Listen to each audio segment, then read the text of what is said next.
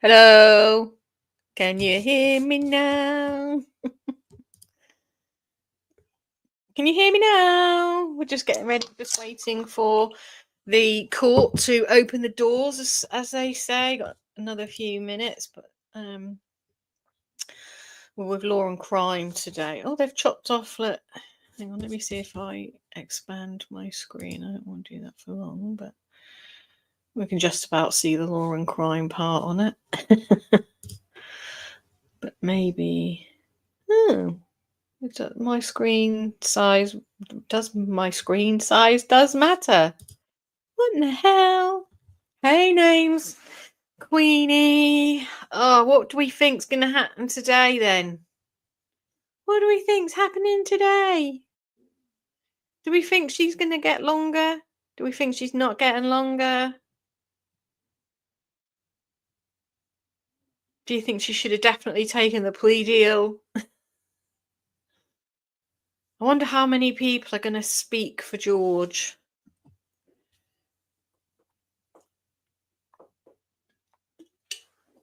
I'm kind of ready to fire up my TikTok, but I'm not firing that until we have liftoff. No point.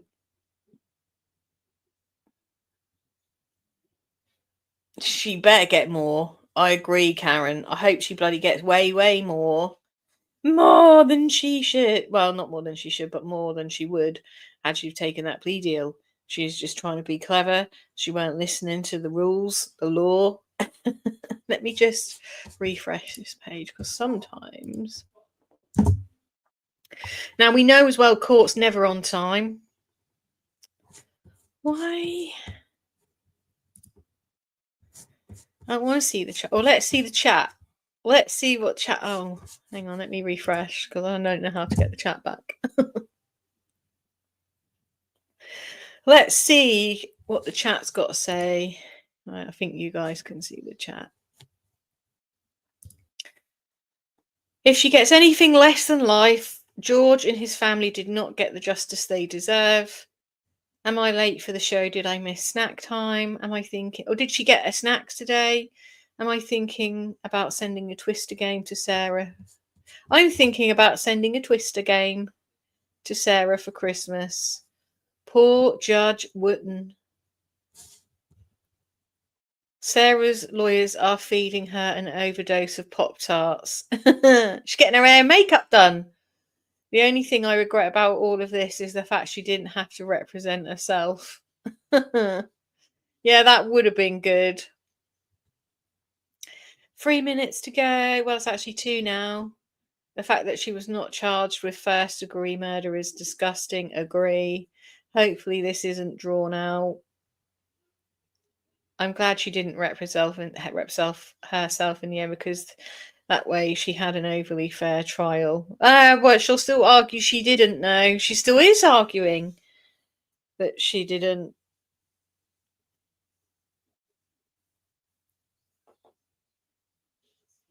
There's a Karen in the chat. Happy Sarah Boone Day, everyone. Tickle me. Why does her hair look like Steve Buscemi? I don't know what that who the fuck. No more smug smiles for Looney Boons. I'm going to miss Kranick. He's my favourite judge in a long while. Nah, see, I miss our judge, our favourite judge.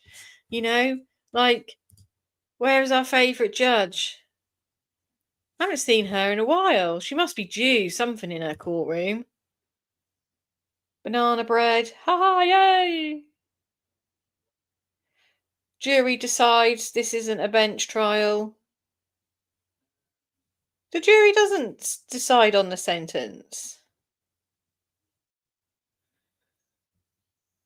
They only decide if she's guilty or not, and if she gets a death penalty, and this is not a death penalty case.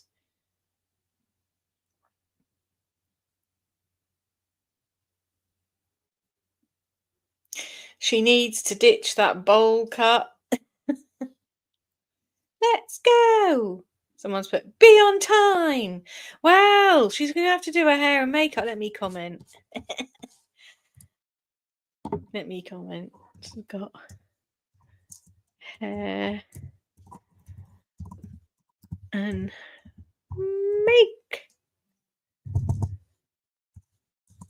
makeup to do.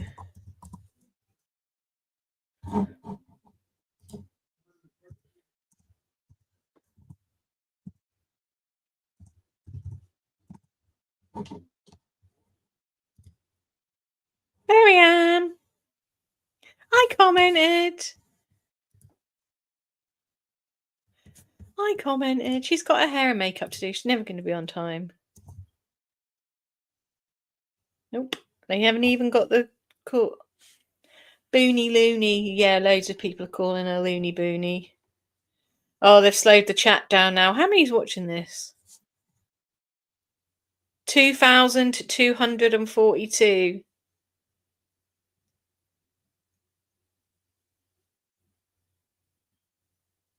Did you bring your suitcase with you though, Sarah Boone?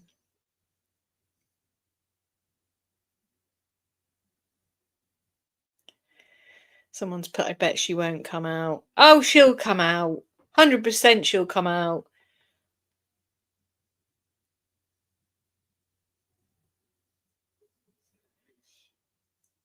Someone's put minimum sentence. No.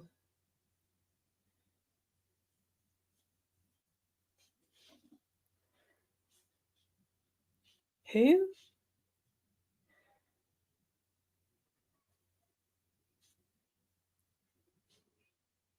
They're late. They're late.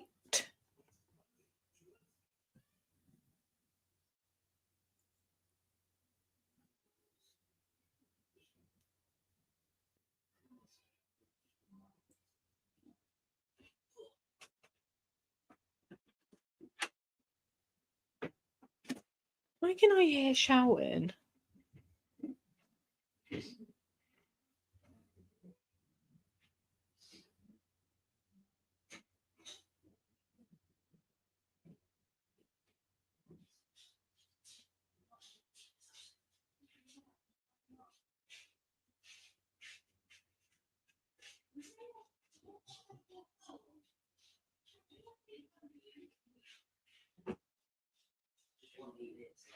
I think it's the Father Christmas.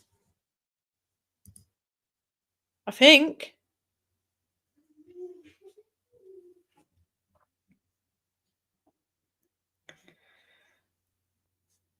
It's like, come on, Boones. Sort your hair out. Get your coffee on.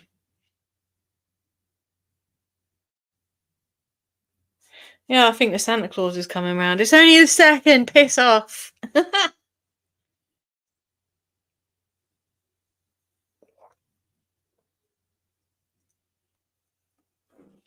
Coming around on his sleigh. Sleigh in the sleigh.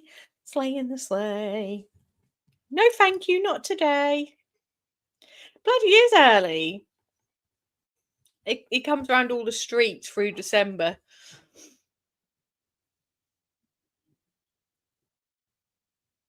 I thought I could hear shouting and dogs barking. I was like, is there a domestic going on? And I'm just sitting here waiting for this.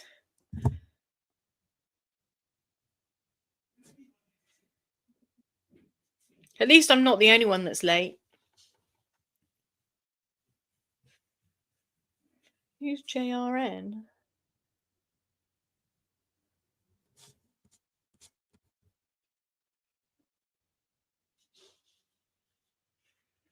Tick tock, tick tock.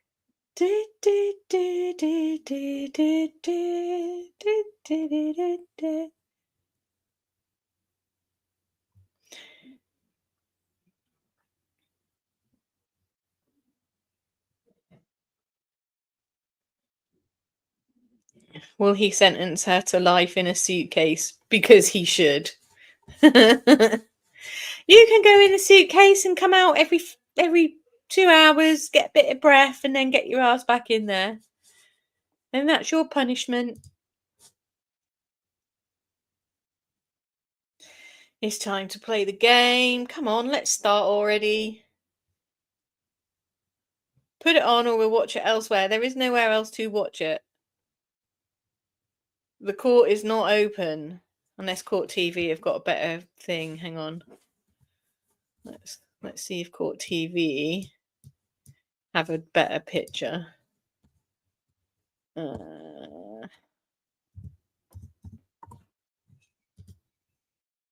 Like, have they got the badge of honour on? No, they don't have the badge of honour on either.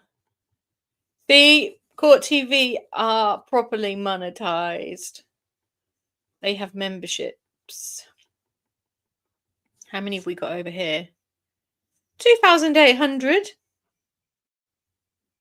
This one's actually better to look at, to be fair. We are waiting for Sarah Boone.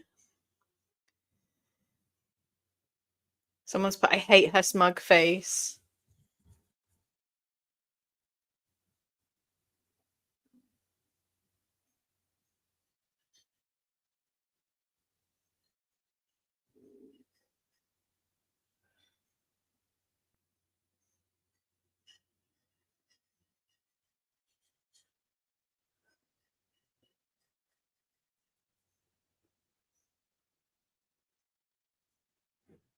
Oh, interesting.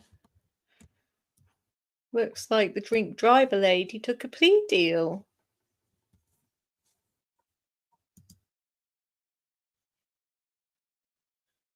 Yeah, it's that I'm getting away with this shit, look, innit?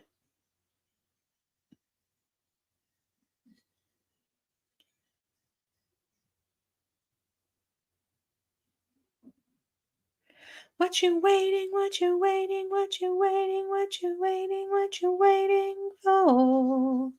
Tick-tock. It is. It's the kind of side eye that my dog gives me. I'm not gonna lie.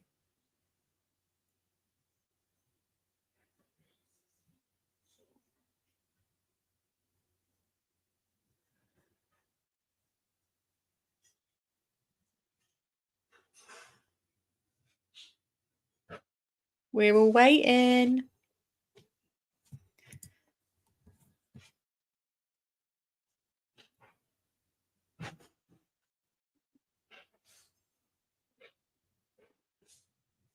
Dun, dun, dun, dun, ch, ch, ch.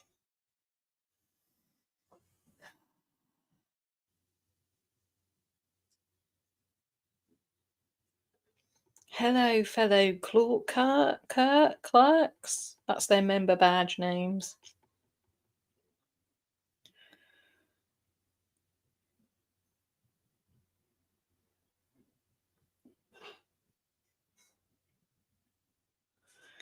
Dun, dun, dun, dun, dun, dun, dun.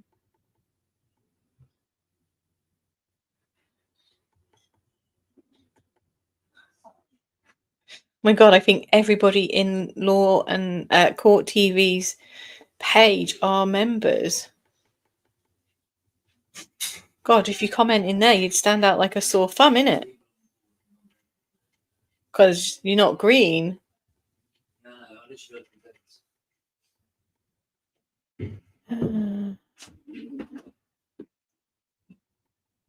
Which means you'd go in there and they'd be like, ugh.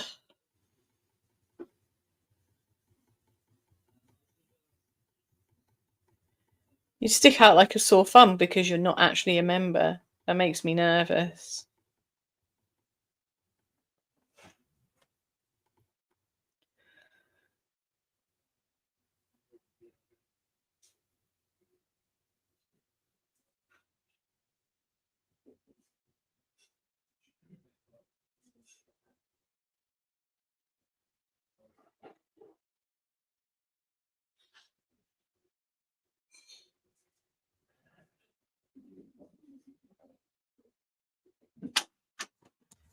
Jeez. No, it hasn't yet, Mary. We are still waiting. They have not opened the doors yet. We are still waiting. Yeah, I don't feel like I can comment in there because I'm not a member. I suppose I'd stand out because I'm not a member. But Everyone that's commented in there so far is a member. But when you're a member, you bypass, because when they put a time, like when they restrict the chat to slow it down, if you're a member, you can comment. But if you're not, you have to wait however long the time thing is, which is interesting. Clearly, everyone wants to comment. I don't.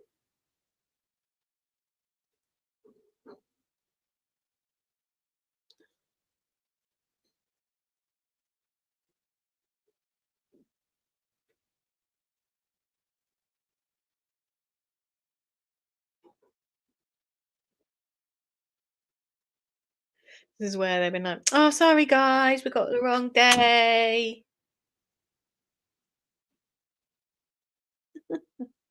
Oh, we have a visual.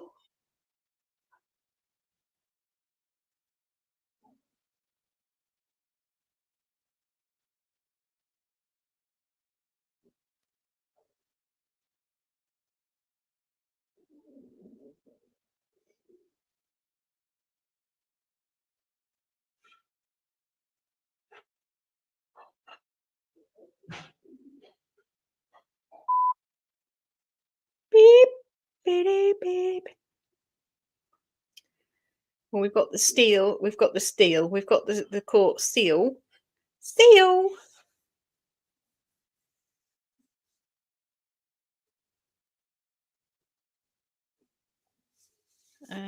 Let me just sort my live out over here, guys, while I'm awaiting shit. Oh. What the hell? Oh, I need to put a picture up. Let me put Sarah Boone's face up. I've got a picture of Sarah Boone somewhere in all my lot, and I see all these things that I have to do. And you'll have to bear with me because I'll have like a million devices. I'm probably very over exaggerating that. A million devices. Actually, I want a green screen, don't I? Yes. Start again. Oh. Cameras moving around the courtroom. Cameras moving around the courtroom. My belly's rumbling, making all sorts of weird noises. Where are you, Boons?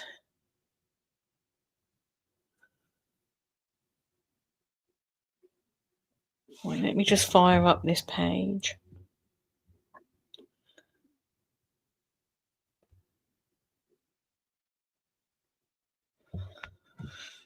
Oh no, shit, hang on. Ah, no!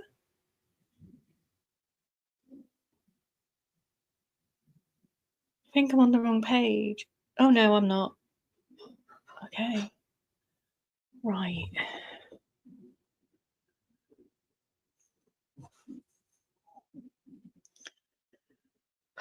Man.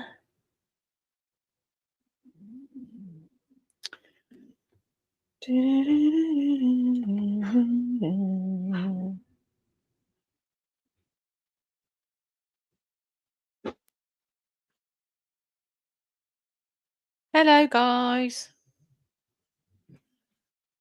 I'm just getting us set up for the trial. Or not trial, sentencing for Sarah Boone's suitcase lady. So I'm just, working on 3 devices. It's very stressful, just saying.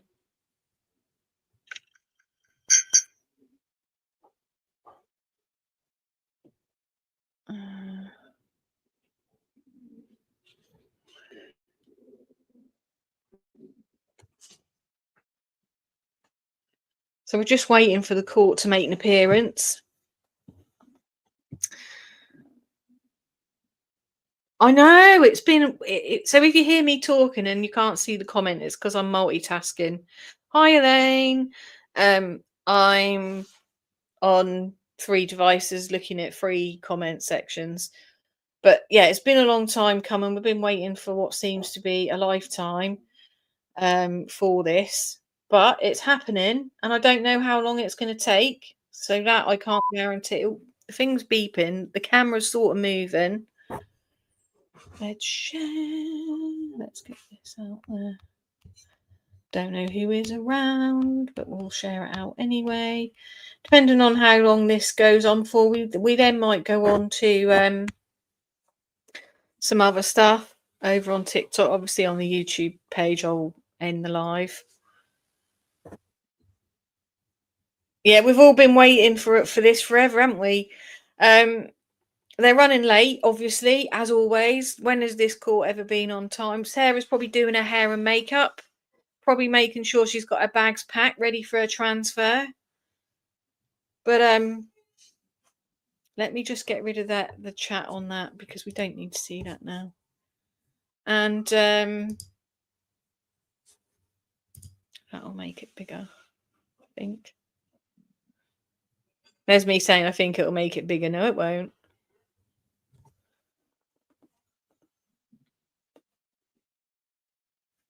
So we are just waiting for the court. Thank you, Elaine. Come on in. Come and join me. Let's see what. TikTok, let me know what your thoughts are on this mess. What do you think she's going to get sentenced? Well, she better be sentenced more than what she would have got on her plea deal.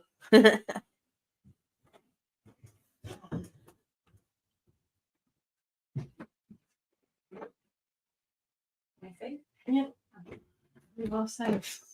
I've got 3 devices on, but you are totally safe here with me. Good, because I don't want to be on any of them. She don't want to be on any of them. Well, that's rude, isn't it? Fortunately, after being moody with me last night, and I didn't even do nothing. I was just breathing. It's like, come on, Court TV. Come on now.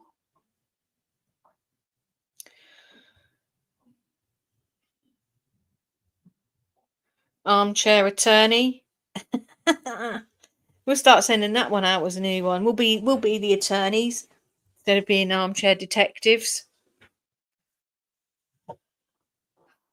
We're just waiting for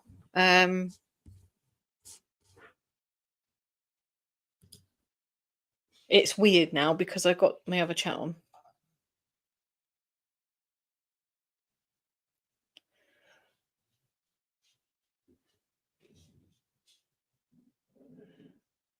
Yeah, I like YouTube.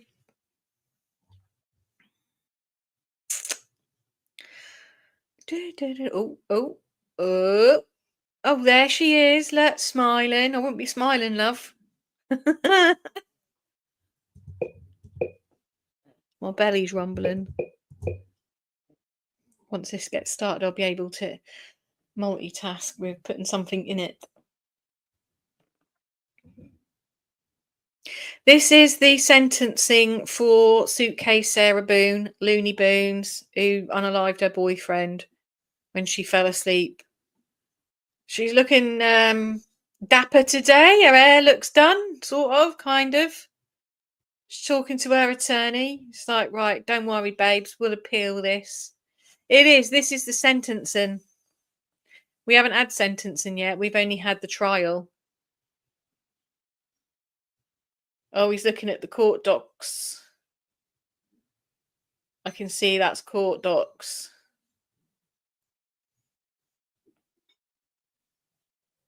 She's like, let me see them. I need to, see that. Oh, has she got her chains on? Is her hand still cuffed? Because now she's a convicted felon, so handcuffs is really irrelevant.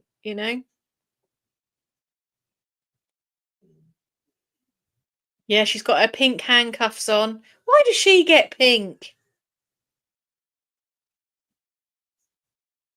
It's a full room.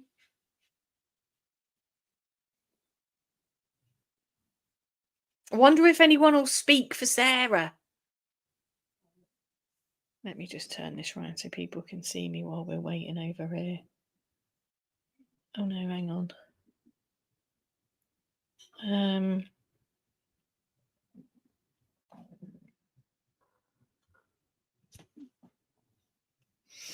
we're just waiting on it getting started, guys. It's been a long time coming, this, and she's looking quite happy with herself. Hey, Nick. She's looking happy at us. Like she was smiling. I wouldn't be bloody smiling. I'd be fucking shitting myself thinking, I'm going down for life. I hope this judge comes down on her proper hard.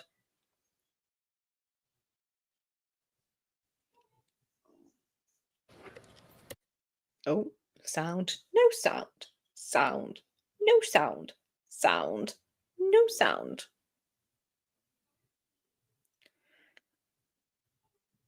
She's smiling. I want to know if someone's talking for her.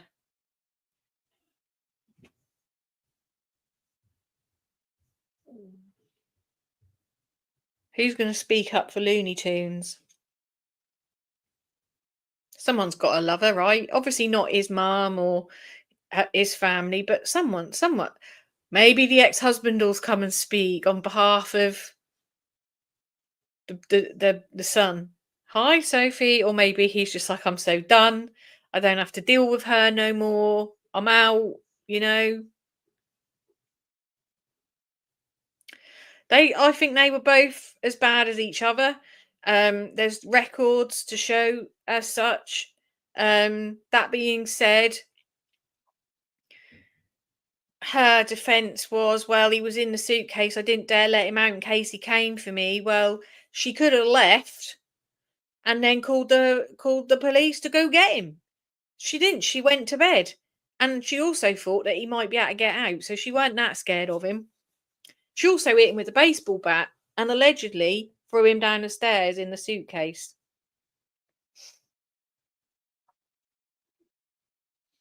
But when I saw that footage of him being woken up at whatever time in the morning that was, and her having a go at him, I was like, "You're as nah."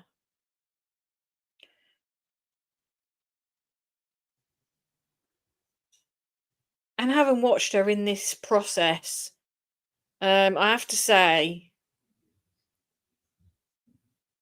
she's a nightmare,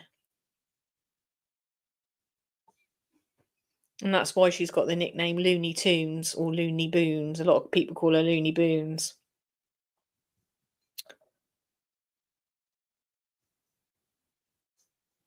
We've got sentencing. I was like, do I come on? Do I not come on? But people are like, yeah, just do both. So I'm on YouTube, but I'm here.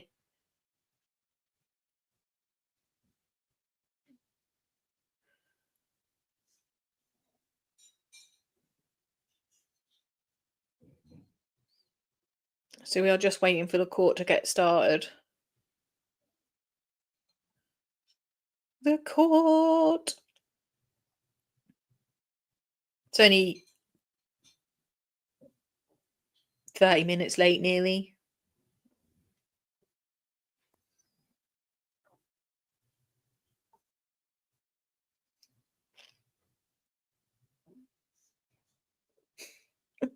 Someone should slap Sarah Boone with a freaking cowboy hat or something.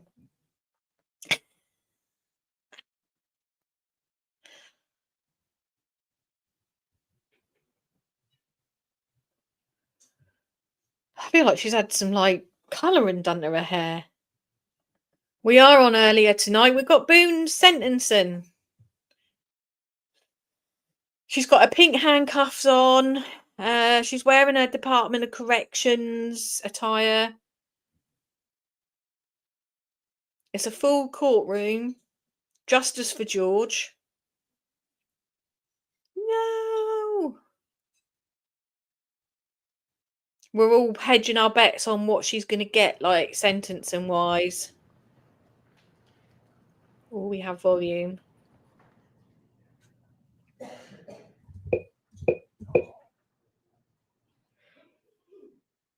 Thank you, Sophie.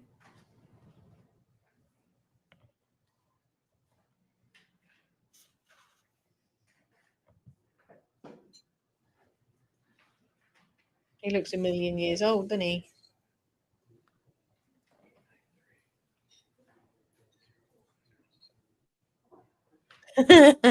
No, but they're pink. It's a full courtroom.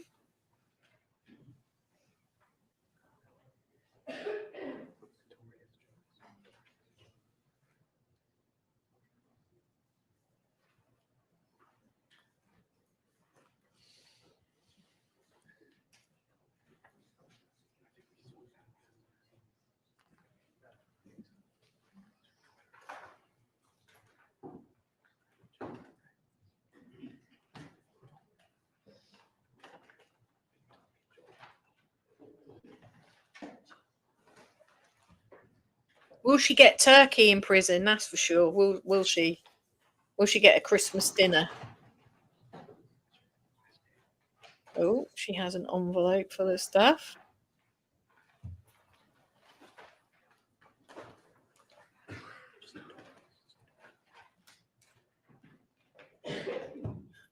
That's her own victim. That envelope is her own victim fucking impact statement.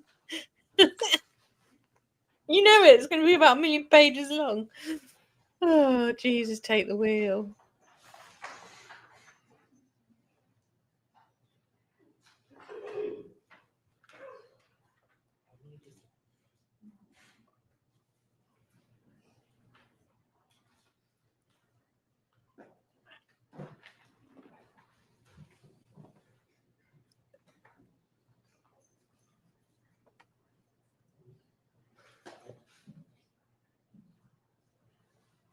Oh, just sweet baby Jesus. That's a book she's written. It's Sarah Boone. She's the suitcase killer. Officially a suitcase killer.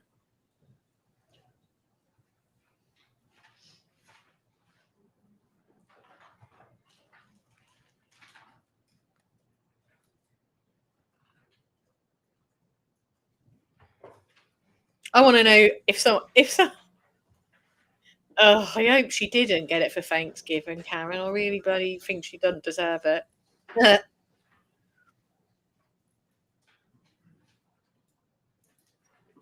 I bet they did. Hey, Jodie. I know. Nuts.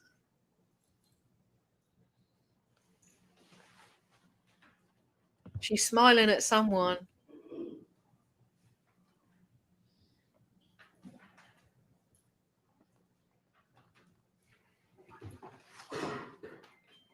It's like, come on, judgy, judge. Come on, judge.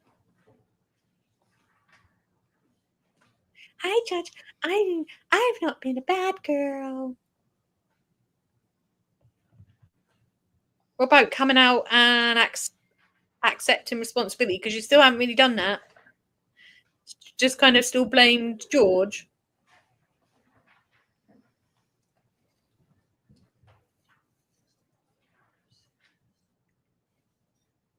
No, I wouldn't be.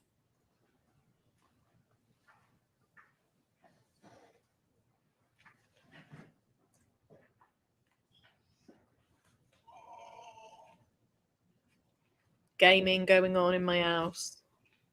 The gamers. Hi, Susie.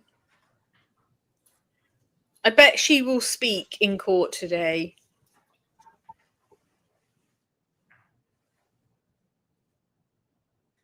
He's like, so, how was your turkey dinner? It's very good, thanks. Thank you, Jodie.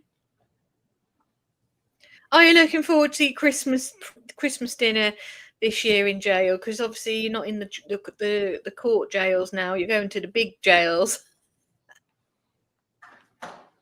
Oh, that might be the click of the judge. Thank you, Jodie.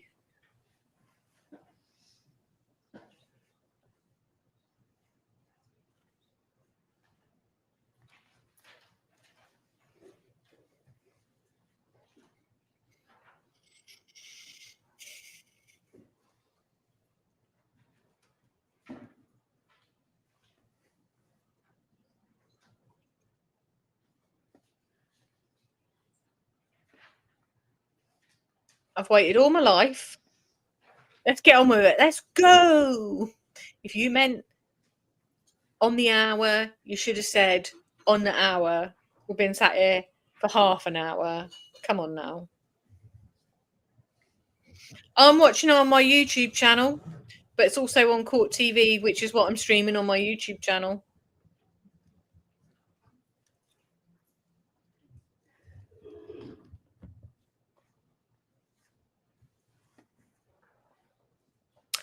I'm hoping she's getting. What was she offered? 15? She offered 15?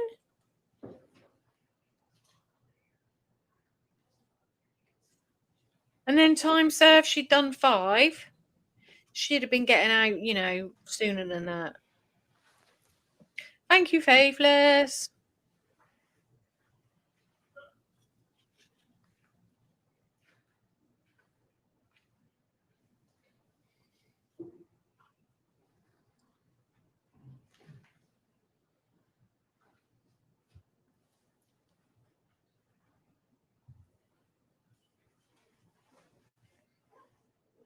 What's this judge getting his Starbucks?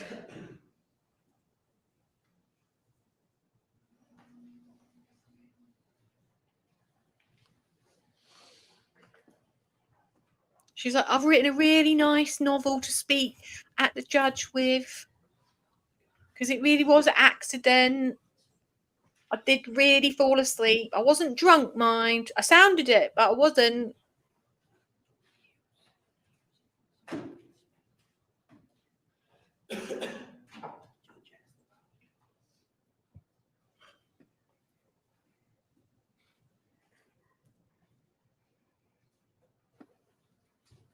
Probably less than that, they're saying. Good behaviour and that. Should have been a model prisoner.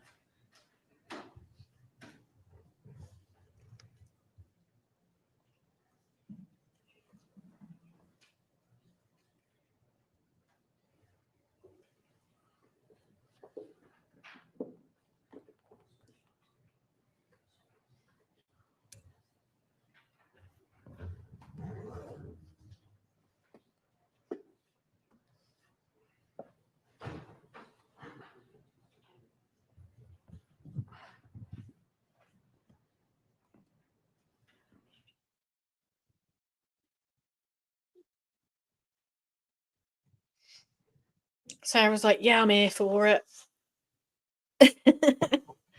So I'm here for it, guys. Yeah.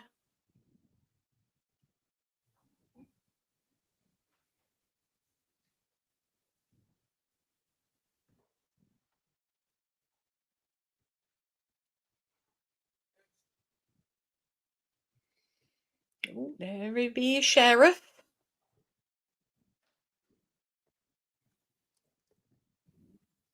She should have taken the plea. Who is she talking? Oh, that's her attorneys. There's like a whole bunch of them behind her. I was wondering who she was talking to. I was wondering if she's harassed Brian. Is it Brian? The ex-husband to Brian Boone to come and speak on her behalf.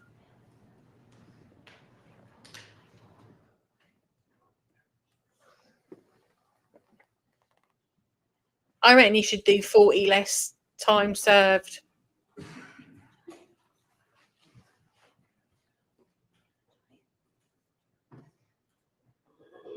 She's like, did you get Brian?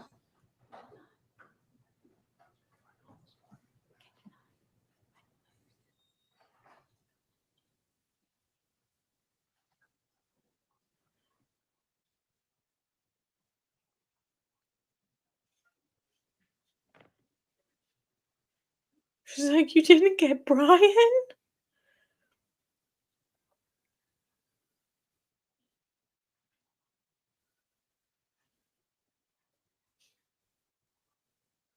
Do you know what?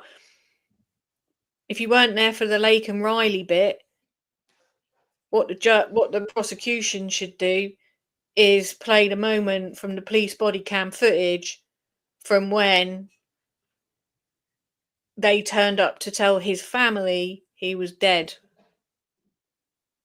because that's a big that is a good move on behalf of a prosecutor to show that image, because the judge ain't never forgetting that.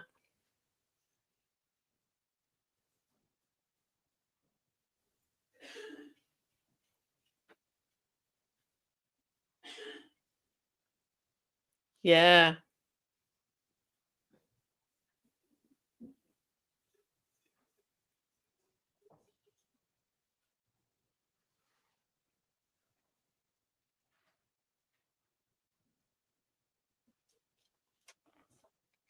This is the sentencing for Sarah Boone. Looney Boons.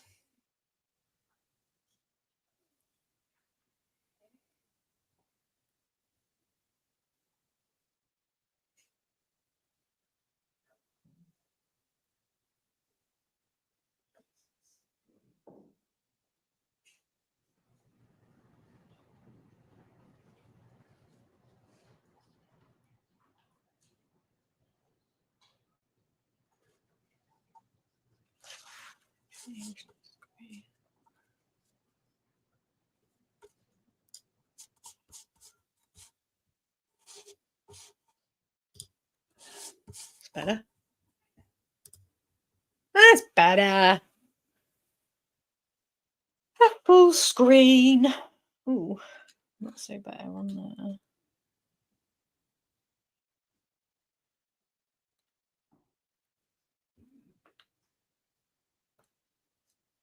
Oh, there's staff now. Are they his students?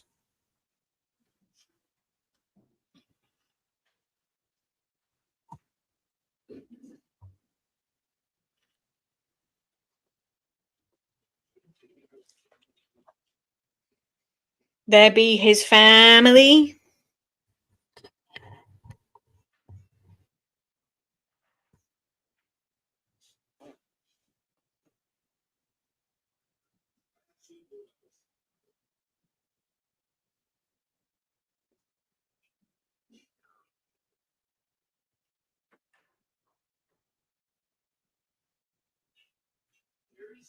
It's always the bloody judge we're waiting for, isn't it?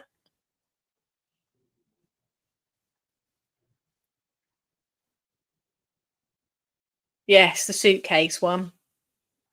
Why are we waiting? Judge, put your coffee down and bring it with you, or get in the courtroom. Why are we waiting? Because it's nearly fucking Christmas time.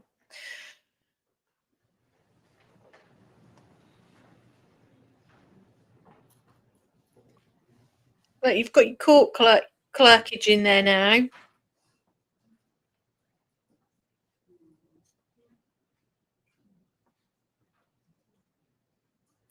She's looking cool as a cucumber.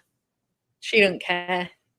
I think she's resigned to the fact that she's going to get a hefty sentence, but in her own mind, she's like, oh, yeah, I'm going to fight it and appeal it.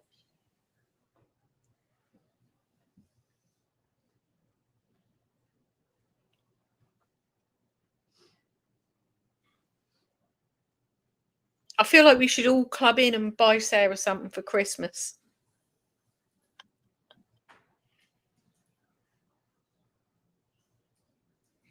Let her know that we're thinking of her and that we hope this keeps her happy for many years that she's going to spend in prison. Something for her to do every day. Pamper sesh.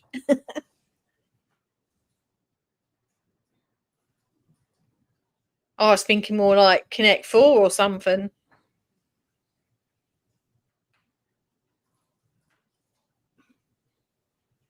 Battleships.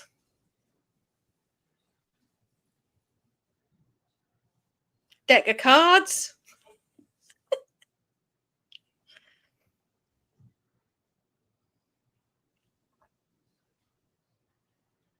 Or we could get her a T-shirt with the Looney Tunes thing, but put her face in there and put Boone's on. And send that to her. Oh no, she won't be able to wear it, will she? Damn. Well, she might be able to wear it for Christmas dinner. But she wouldn't be able to do anything with it.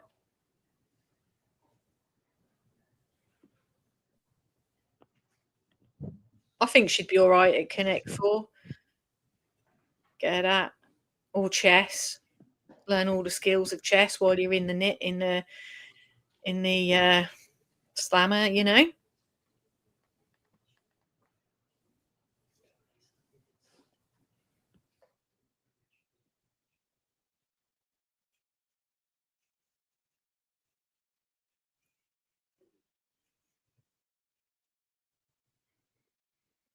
Come on, come on, come on, come on, come on.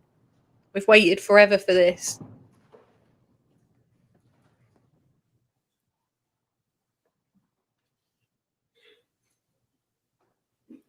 Oh yeah, she likes paint by num. Yeah, she likes a bit of painting. Yeah, I have. I spoke on her a bit earlier.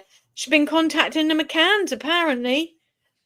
Break the ice needs to fucking break the ice and depart and end the connection.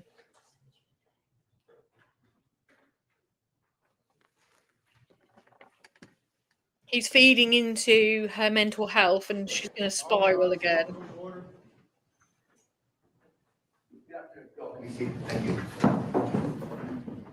Oh, here comes with his student.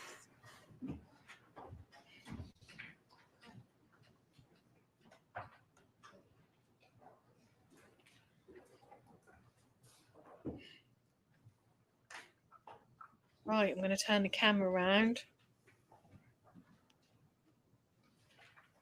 Let's wait and see what he's got to say.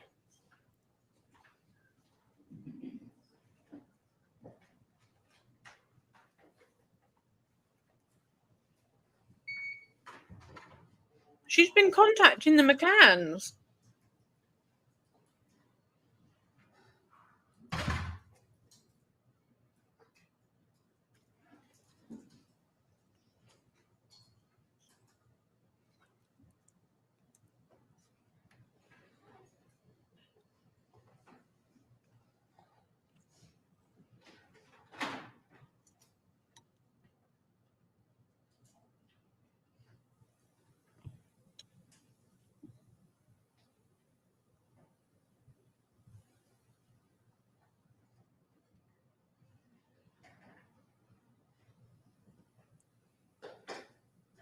Judge looks a lot more relaxed today.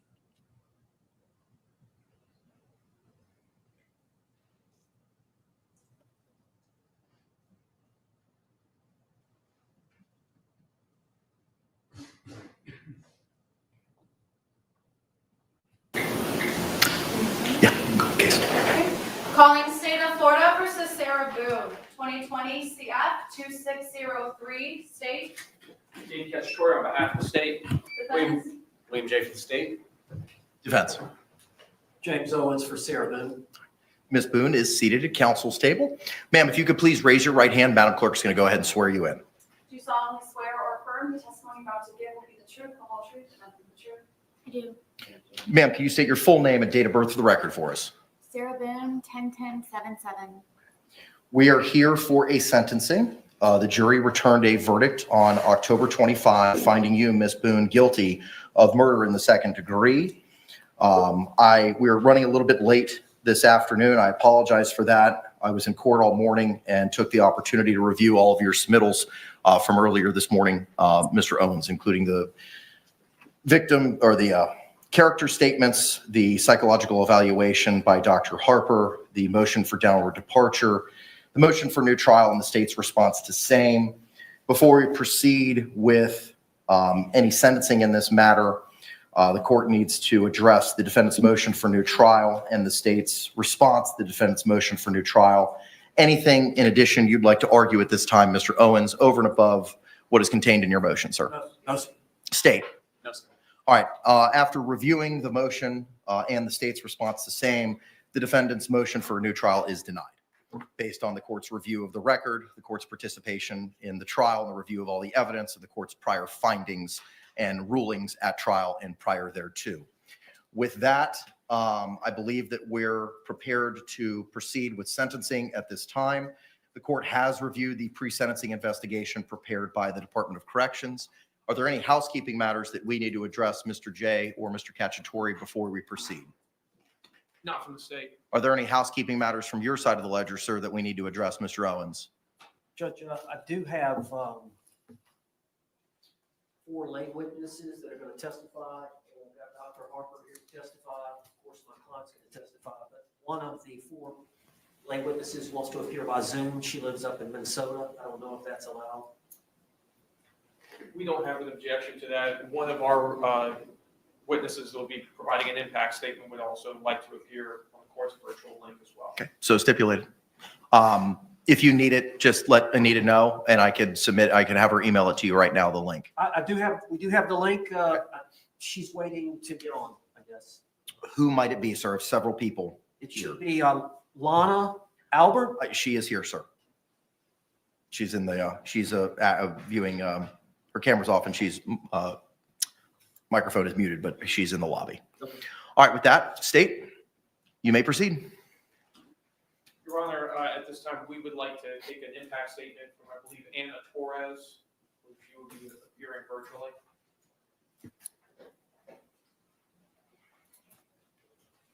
I see several guests, but I do not see a Anna Torres in the virtual lobby, sir.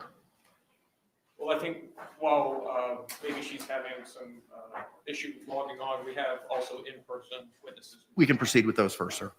Please call Anna Torres.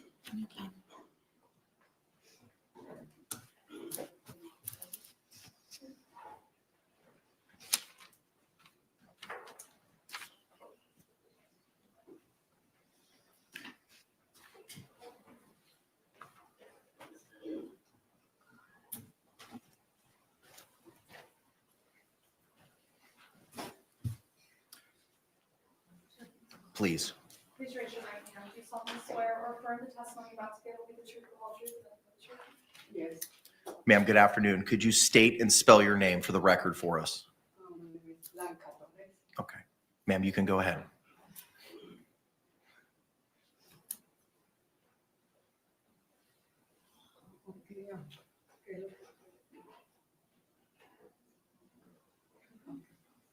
Okay, I just want to tell Sarah Boone that I don't hate her for what she did. And I always remember that evening when that lady came into my door and she knocked at the door. And she asked for my name. I said, I tell her my name. And then she said, can I come in? I said, okay, yes. And she told me to sit down. I never think that was gonna be my son. And then she said my son was dead.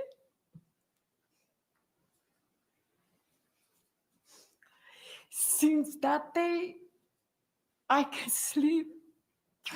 It's hard for me to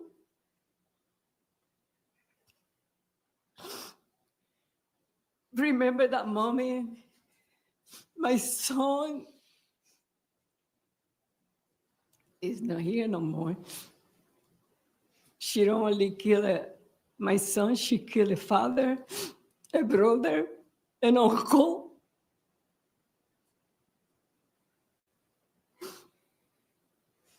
It's been hard. And my family, because all the brothers, they will always work together. But now it's like something real. Love is missing. Sometimes when I look out the window, I'm waiting for him to come and say, Mom, I love you. She was always there. She come and call me. I miss that mommy. The last time that I talked to him was at 12 o'clock in January, New Year. He came to my bed and said, Mom. He woke me up and I said, Mom,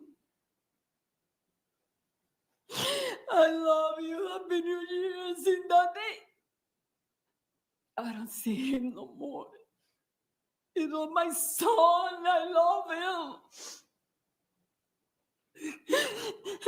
And I miss him a lot. My family miss him a lot too. But I don't hear her. But you know what? I was blessed. She ain't gonna be blessed like me because I have my son. I raise him. I have his children, my granddaughter, my grandson, and she don't gonna be able to have that. And I did. I raised him. He wasn't perfect, but he was a good son.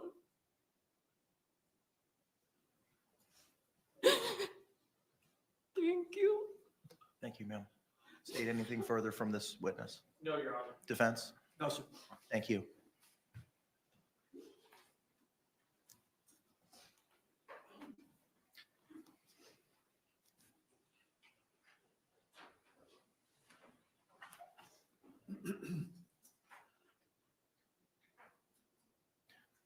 You may call your next victim impact statement.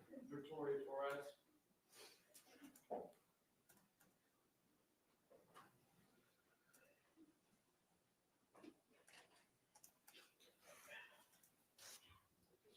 You do solemnly swear affirm the testimony you're about to give will be the truth, the whole truth, and nothing but the truth. I do.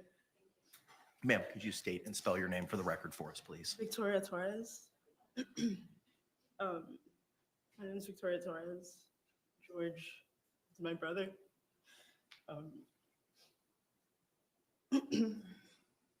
Unfortunately, my family has experienced two horrifying tragedies.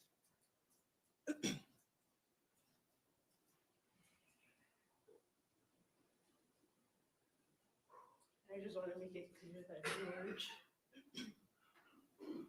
deserves justice. As far as my other brother and Sarah deserve to rot in jail.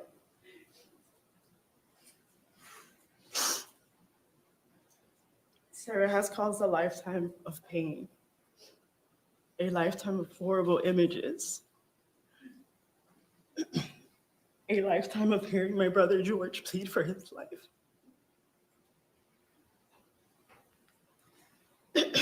This is just this moment for all of you. For me and my family, it's forever.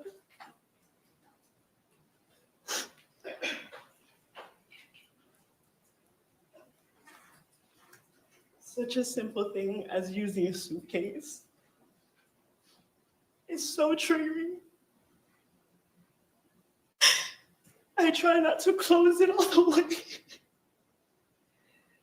I leave at least like 2 or 3 inches for the zipper. And it might sound crazy, but it just helps me. She really has flipped my family's life upside down. And I just hope that we can truly get justice for my brother. And I just want to tell the team, thank you so much for everything you did. Thank you. Thank you. State anything further? No, Your Honor. Defense? No, sir. Thank you.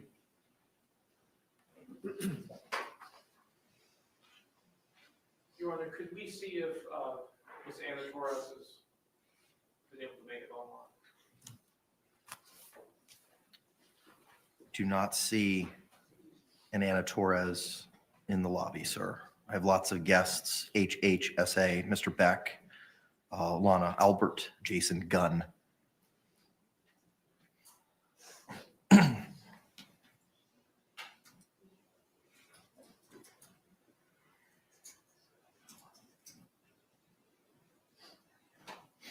Your Honor, is there a cap to the link as to the number of individuals? Not to my knowledge.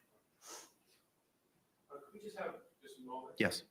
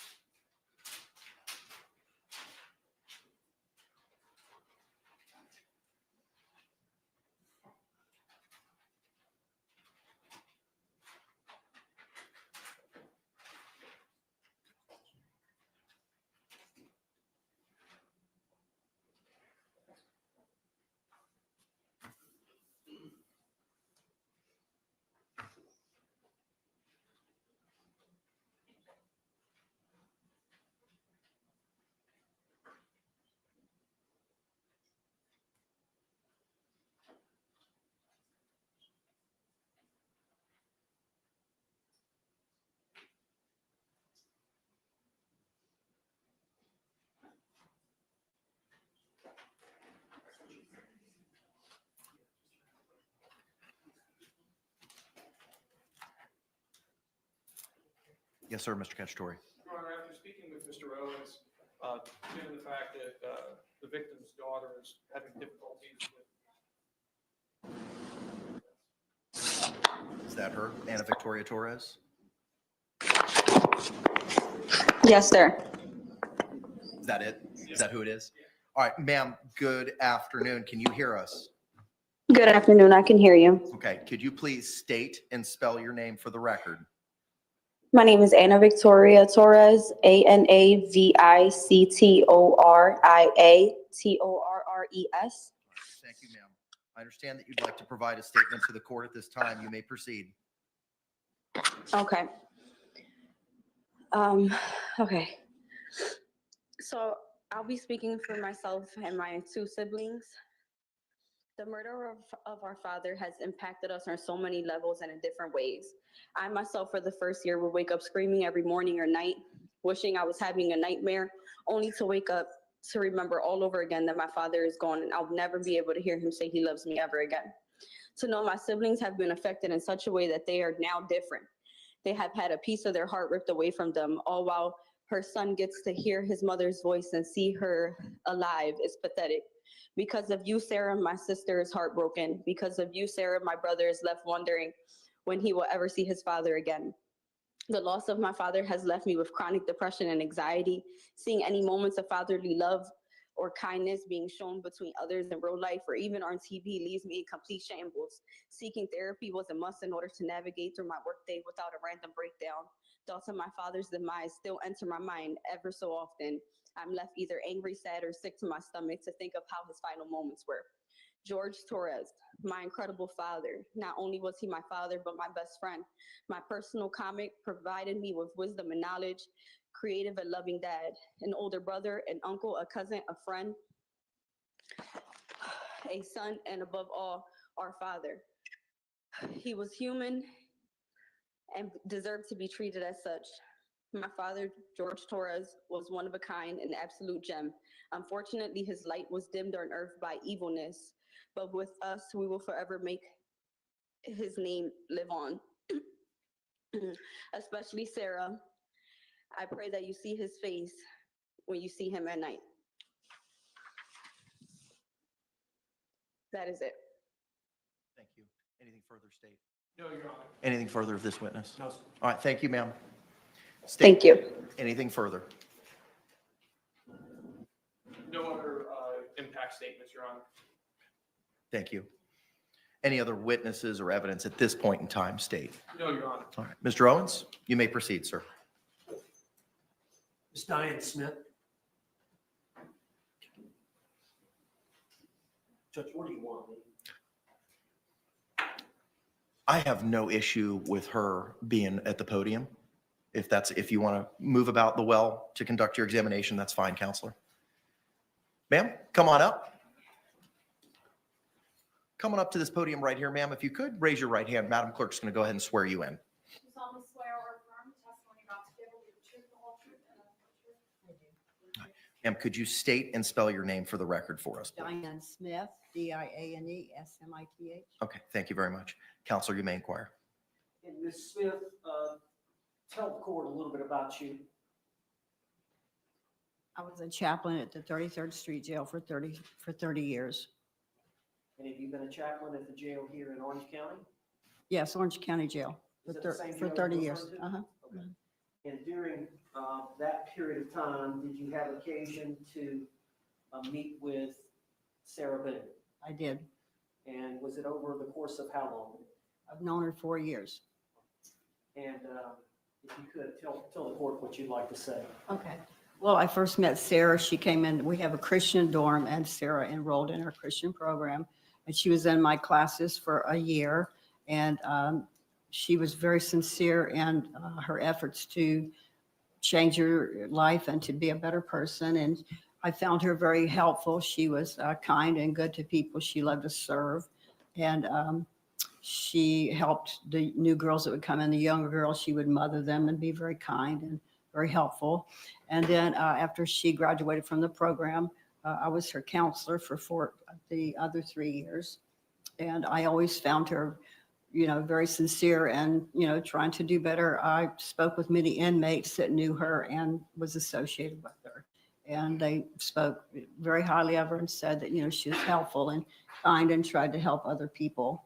And I just found her to be, very sincere and trying to be a very good person and change and help people. Was the Bible involved at all? Oh, yes, it was all spiritual. Yes, it was spiritual growth plus character, growth and character, trying to just be a better person in general. She liked to serve other people, she would help the girls wash their clothes and show them around and teach. But spiritually, she grew very, very great and spiritually. Thank you. Hang on, ma'am, just one second. Ma'am? Hang on just one second, Ms. Smith. State any questions. No, Your Honor. All right, thank you, ma'am. I appreciate you. I'd like to call Christina Pena. Is right here. Yeah, it's fine, Counselor. Thank you.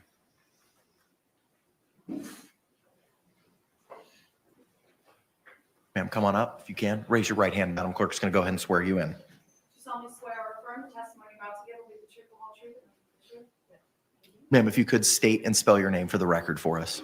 Christina Pena, Christina Pena. All right, you may inquire, sir. Ms. Pena, how old are you? 31, And where do you live? Orlando. Now, it's my understanding, Ms. Pena, that you were in the county jail with Sarah Boone. Yes, How long were y'all in the same cell together? yes. About I was in there for 4 years, but we were together for 3. Okay. And I understand ultimately the charges against you were dismissed? And so you were released on what day? April 4th this year. 2024? 2023. 2023. So you've been out for a pretty while. I've been out for like 6 or so months now. Yeah, since April Okay. of this year, actually. Sorry. April of 2024. And you said y'all were bunkmates there together for about 3 years? Yeah. I would assume that y'all got to know each other pretty well. We did. And if you could, if you'd like to speak on her behalf to the judge. Sarah's one of my best friends, my only.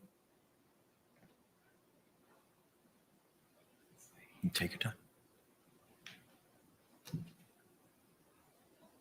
She's helped me a lot. Spiritually and like growing and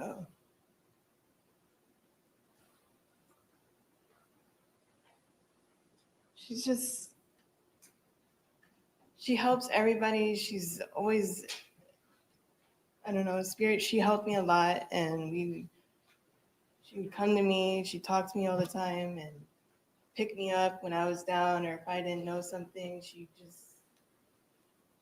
good. I don't know. She was a good person to me. Mistakes happen. She always helped. She always helped people. She was always helping everybody in the dorm. She, even like her artwork, she did art. Anybody need any help or needed anything, they'd come to her and she'd help them. And even if they, did wrong to her, she would still go back and help them and praise with them and pray over them and everything. It's just And was she a little bit older than you? Yeah. How much older was she? 40 in her 40s. Did you think of her as maybe an aunt or a big sister? A big sister, yeah. She was like a big sister. Like a sister I never had. Because I have brothers, so I never, we clicked right away. I don't know. We'd be walking out in the backyard and she just would always try and talk to me, but I'm a quiet person and I don't trust people. So for me to open up and trust somebody, it's a lot. So. And obviously y'all are there under difficult circumstances. Yeah. She assist you in getting through that. Yes, and she helped me a lot with my my case, and I would help her with with hers too. We're both. Justice is not what it is. I don't know how. Bless you. we both helped each other out. I don't know. Ms. Vigneault, I appreciate it. Thank you. Any questions, State? No, Your All Honor. right, thank you, ma'am. I appreciate you. Ms. Hill? Judge? Yes, sir. After Ms. Hill, I want to take Ms. Albert, please. Yes, sir. Please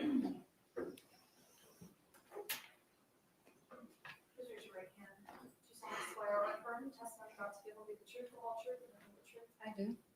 Ma'am, good afternoon. Could you state and spell your name for the record for us? My name is Mariela Hill, Mariela, last name Hill, Hill. Thank you. You may proceed, sir. Ms. Hill, briefly tell us a little bit about yourself.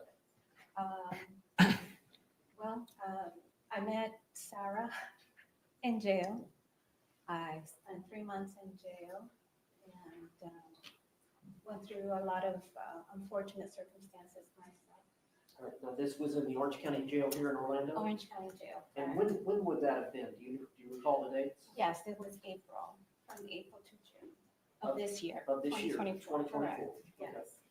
And did you develop a relationship with Sarah Boone over the course of that 3 months? Yes, yes.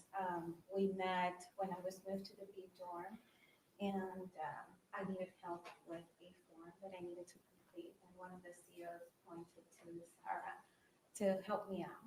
And since that moment, we became really good friends. And she was so helpful, so kind, so respectful and loving, not just to me, but to everyone. And I have nothing but good things to say about her, her character, her loving heart, and how deep her faith is, her faith in God and believing in justice for everyone. That's what I believe. State any questions? No, Your Honor. All right, thank you, Ms. Hill. I appreciate it. Ms. Albert, good afternoon, ma'am. Can you hear me? This is Judge Kranick, and if you can, I would ask you to turn on your camera and unmute yourself at this time, please. Sir, how do I unmute turn on my camera? I know how to unmute, but I'm not sure how to turn the camera on. Turn the volume down. So, ma'am, Is that better? when you join the link, there should have been an option for like a pull down on the left-hand side of the screen for you to open out or turn on a camera. I don't know what device you're appearing on, if it's a cell phone or a laptop. It is an iPhone. Should I try to re-enter the room? Yeah, try to do that. There should be an option for you to pick a camera. You'll either select the default camera and hopefully we'll be able to see you at that time. Okay, let me just give me 1 second. Sure.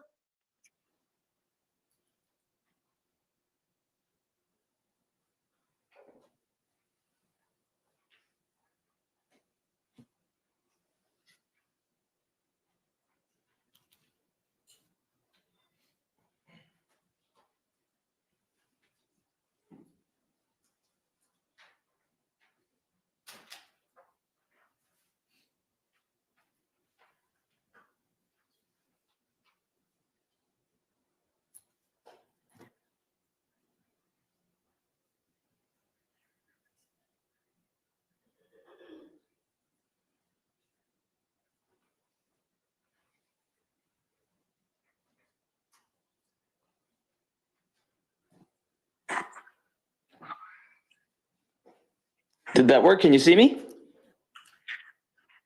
I cannot. Shoot. Yeah, it's saying default camera. It's saying front camera. I chose it. It didn't show my face or anything like that.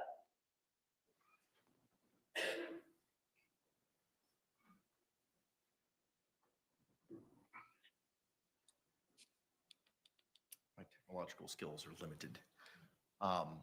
State?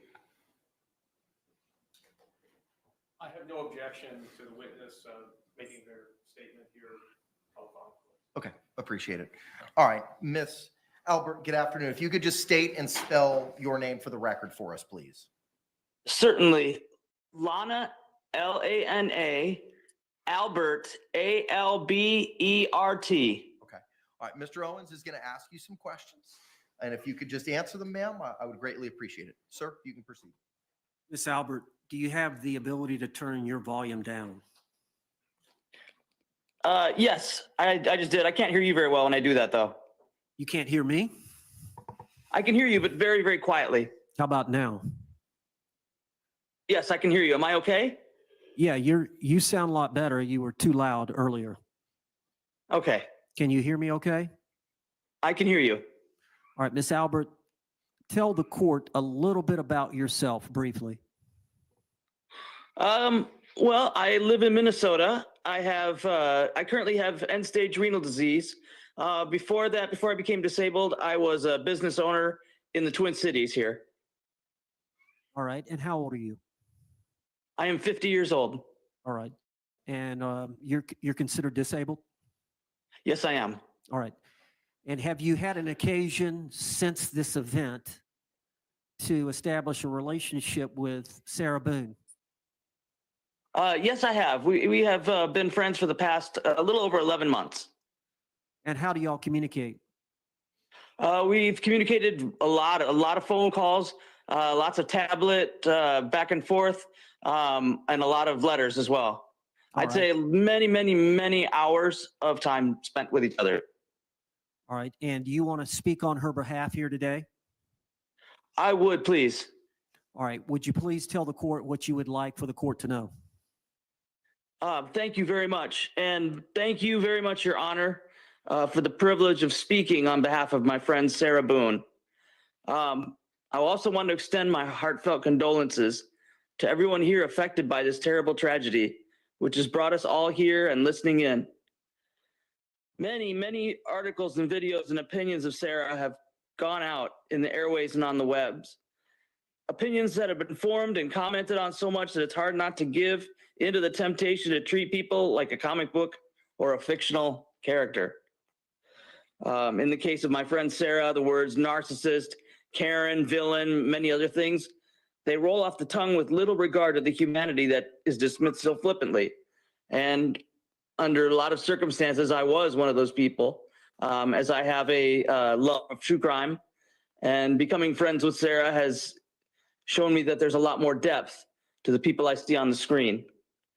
I'd like to share with the world and with the court about the Sarah Boone that I know.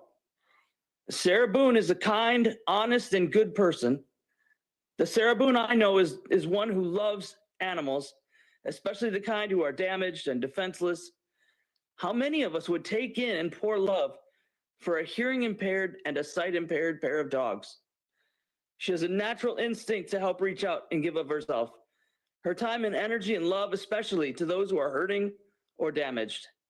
You all have seen her fight for her own life and truth here. I tell you this, she fights even harder for those she loves, giving time, attention, and companionship without a single thought for her own gain or what somebody can do for her. And one huge example is in the matter of our friendship. As I said before, I have end-stage renal disease caused by a genetic illness called polycystic kidney disease. As my life has progressed, things I have taken for granted have been taken away from me. I could not appear in court in person because I can no longer walk, as my dialysis treatments have affected the circulation of my legs and has confined me to a wheelchair. To say that my life has radically changed is an understatement. Through it all, I have many friends and family I love and cherish. Sarah has distinguished herself differently in this way. In the course of getting to know her, I started sharing the progressing state of my health. It was like lightning had struck her. The moment Sarah had learned the depth of my struggles health-wise, she straight up offered strenuously to donate a kidney to me. I got to tell you this. I hope she's not mad for me showing this, but she had no hesitation, no concern over personal risk or personal gain. I want to convey to this out and around the world that is merely offering is a good and heroic act. I've had many friends. I've not had one outside of my brother who has offered me a kidney. That is huge. I don't have anything of equal value to give to her. And that's not the actions of a narcissist. She did it as a reflex action, as a good person. After the verdict came in October, we spoke that night. And I hope Sarah doesn't get mad at me again for disclosing this, but out of all the shock and seriousness of what had happened in the court, the thing that made her emotionally break was that she realized she could no longer be a donor to me. I mean, I was sitting there like, hey, it's going to be okay. But she was so broken up, she couldn't help me. That's a friend. She is not, nor does she come up anywhere remotely close to being a narcissist. Now, one more thing before I go. Social media has worked to rip the blindfold off of Lady Justice, to take the sword out of her right hand and start assassinating Sarah's character. However, the scales are the balance. As it says in Psalm 85, mercy and truth are met together. Righteousness and peace have kissed each other. Justice isn't justice without mercy. Our pursuit of righteousness isn't complete and right without peace. Thank you, Your Honor, for the honor of speaking for my friend Sarah Boone. I hope that your justice is mixed with mercy here today. Thank you. State, any questions? No, Your Honor. Any follow-up, Mr. Owens? No, Judge. All right. Thank you, Ms. Albert. I appreciate you. Like to call Dr. Harper. You want her on the stand or? I'm okay with her on the stand. On the stand? No, she can be right now. Yes, sir. Yes, sir. I don't see Kevin.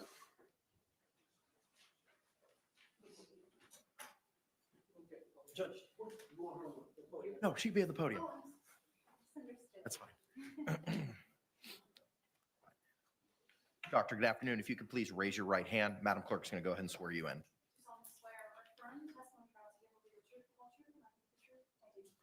If you could, doctor, state and spell your name for the record for us, please. Dr. Julie Harper, JULIEHARPER. All right, thank you. Counselor, you may inquire. And Dr. Harper, we all know we were here a few weeks back for the trial, and your testimony, so the judge knows quite a bit about your testimony, but if you could, I know that you prepared a report, and we have submitted that to the court, which the court has read, and the state has a copy. And I don't know if you want to refer to that or just speak on your own about Sarah Boone and what you did to assess her, and then any opinions that you want to express. All right. I think that during trial testimony, I reviewed all of the documents, excuse me, and all of the records that were available. They're documented in my report as well. In addition to the forensic clinical interviews that I conducted, I also have had the opportunity to talk to her brother, Philip Paulson, in the interim since the trial, and I included his information in my report as to her family background. If you could, give the court a synopsis of what your findings are, and what you uncovered maybe from the brother, whatever you think the court needs to hear this relevant material to his decision in this case. So referring to the summary section of my report, I'll keep it a brief, but I'll outline the highlights that I feel like haven't been conveyed before, which is an understanding of Ms. Boone's early family life, in that she is the middle child of her parents' union, and that her parents did not have a happy marriage. They didn't provide an opportunity to have a good role model as to how to have a partnership together. Ms. Boone was born in close proximity to her youngest brother, 11 months apart. And in my clinical experience and training, I would say that that disrupted her attachment with her mother, some being close in proximity with her younger brother, whose temperament just seemed to suit a relationship with her mother better than her own. So ultimately, Ms. Boone bonded with her father. Though he wasn't described by either child as an affectionate person, he was somebody that was there for her at sporting events and more of a primary parent for her in that way. His untimely death by heart attack during her high school years was marked by her brother as a turning point for her in how she was acting at home, her demeanor, her relationship with her mother took a turn for the worse as she was not coping well. She was using substances based on what her brother was saying. And it is my opinion that that early lack of foundational relations with her mom and not feeling very secure, the death of her father, destabilized her. That's a period of your life when you're leaving high school, when you should have formed a very solid foundation to go out in the world. And I don't think that that's what she had at that moment. She bonded easily with Mr. Boone, and you can see that there are elements of that early difficulty with her relationships because she took on a parentified role, in my opinion, during that relationship. And therefore, there's a power imbalance in that she was making decisions and not, again, having an equal relationship. I think that that led her to a sense of being a need to be right, a need to feel like she is the one that's making good decisions, to have some ego support by being in the right all the time with Mr. Boone. And I think that that led to some behaviors that she carried over into her relationship with Mr. Torres, in that she's parentified around him and acting more like a parent-child relationship, being a facilitator of housing and applications for jobs and things like that. So again, there's a power imbalance that I think was very seriously misaligned, as her brother and the property manager of their apartment had verified. They saw her being abused, physically abused in serious ways, or the effects of the abuse and bruising or calls to them. It is my opinion that she called for help, but when people got tired of her not leaving Mr. Torres, they stopped responding to those calls. And basically, Ms. Boone handled things on her own. And as other people with healthier boundaries probably would have left, she being acting out the pattern of intimate partner violence did not leave. She stayed long past when it would have been smart for others, or others would have said to leave, sorry. The undergirding of that not leaving the relationship is a long-term anxiety problem that became post-traumatic stress disorder. There is an earlier instance of exposure to traumatic stress in that she was the person in the hospital after her father died who found him having students perform CPR on his dead body. So that was an early exposure to high traumatic stress, witnessing that incident. And based on her brother's description, that was something that changed her. When a person is exposed to numerous compounding stressors, their adrenaline system is changed. It alters your body. And things that might be an otherwise neutral situation, you tend to have a cascading adrenaline response to that. And I think that that ultimately for her, as she succumbed to other instances of serious physical abuse from her partner, became post-traumatic stress disorder. I do think that that is a condition that is still existent even while she's in jail. It's something that she needs treatment for because those triggers are unmitigated, meaning that she hasn't really had the kind of therapy to address them and reduce her adrenaline and anxiety responses when she thinks of past instances of traumatic events that have happened to her. You can also respond to post-traumatic stress disorder clinically by using antidepressant therapy, and that would be something that could assist her ultimately in reducing symptoms if she had counseling and antidepressant therapy. Now, Dr. Harper, I know you testified in trial that, in your opinion, she suffered as a battered spouse, the syndrome that is legally recognized in Florida, in the courts of Florida. That's correct. And I understand that that is tied to this intimate partner violence, which is maybe the same thing, but there's a complex mental health issue that ties into that. Can you speak on the complexity of that whole cycle that one such as Sarah Boone and Jorge Torres were involved in? Certainly. So intimate partner violence is not a diagnosis. It's a pattern of events that occur between two partners in which the power dynamic is altered by the physical abuse or behaviors that are controlling in nature to the point that someone's safety is threatened. It's common for victims of that to have a complex mental health condition, often including depression, anxiety, and substance abuse problems.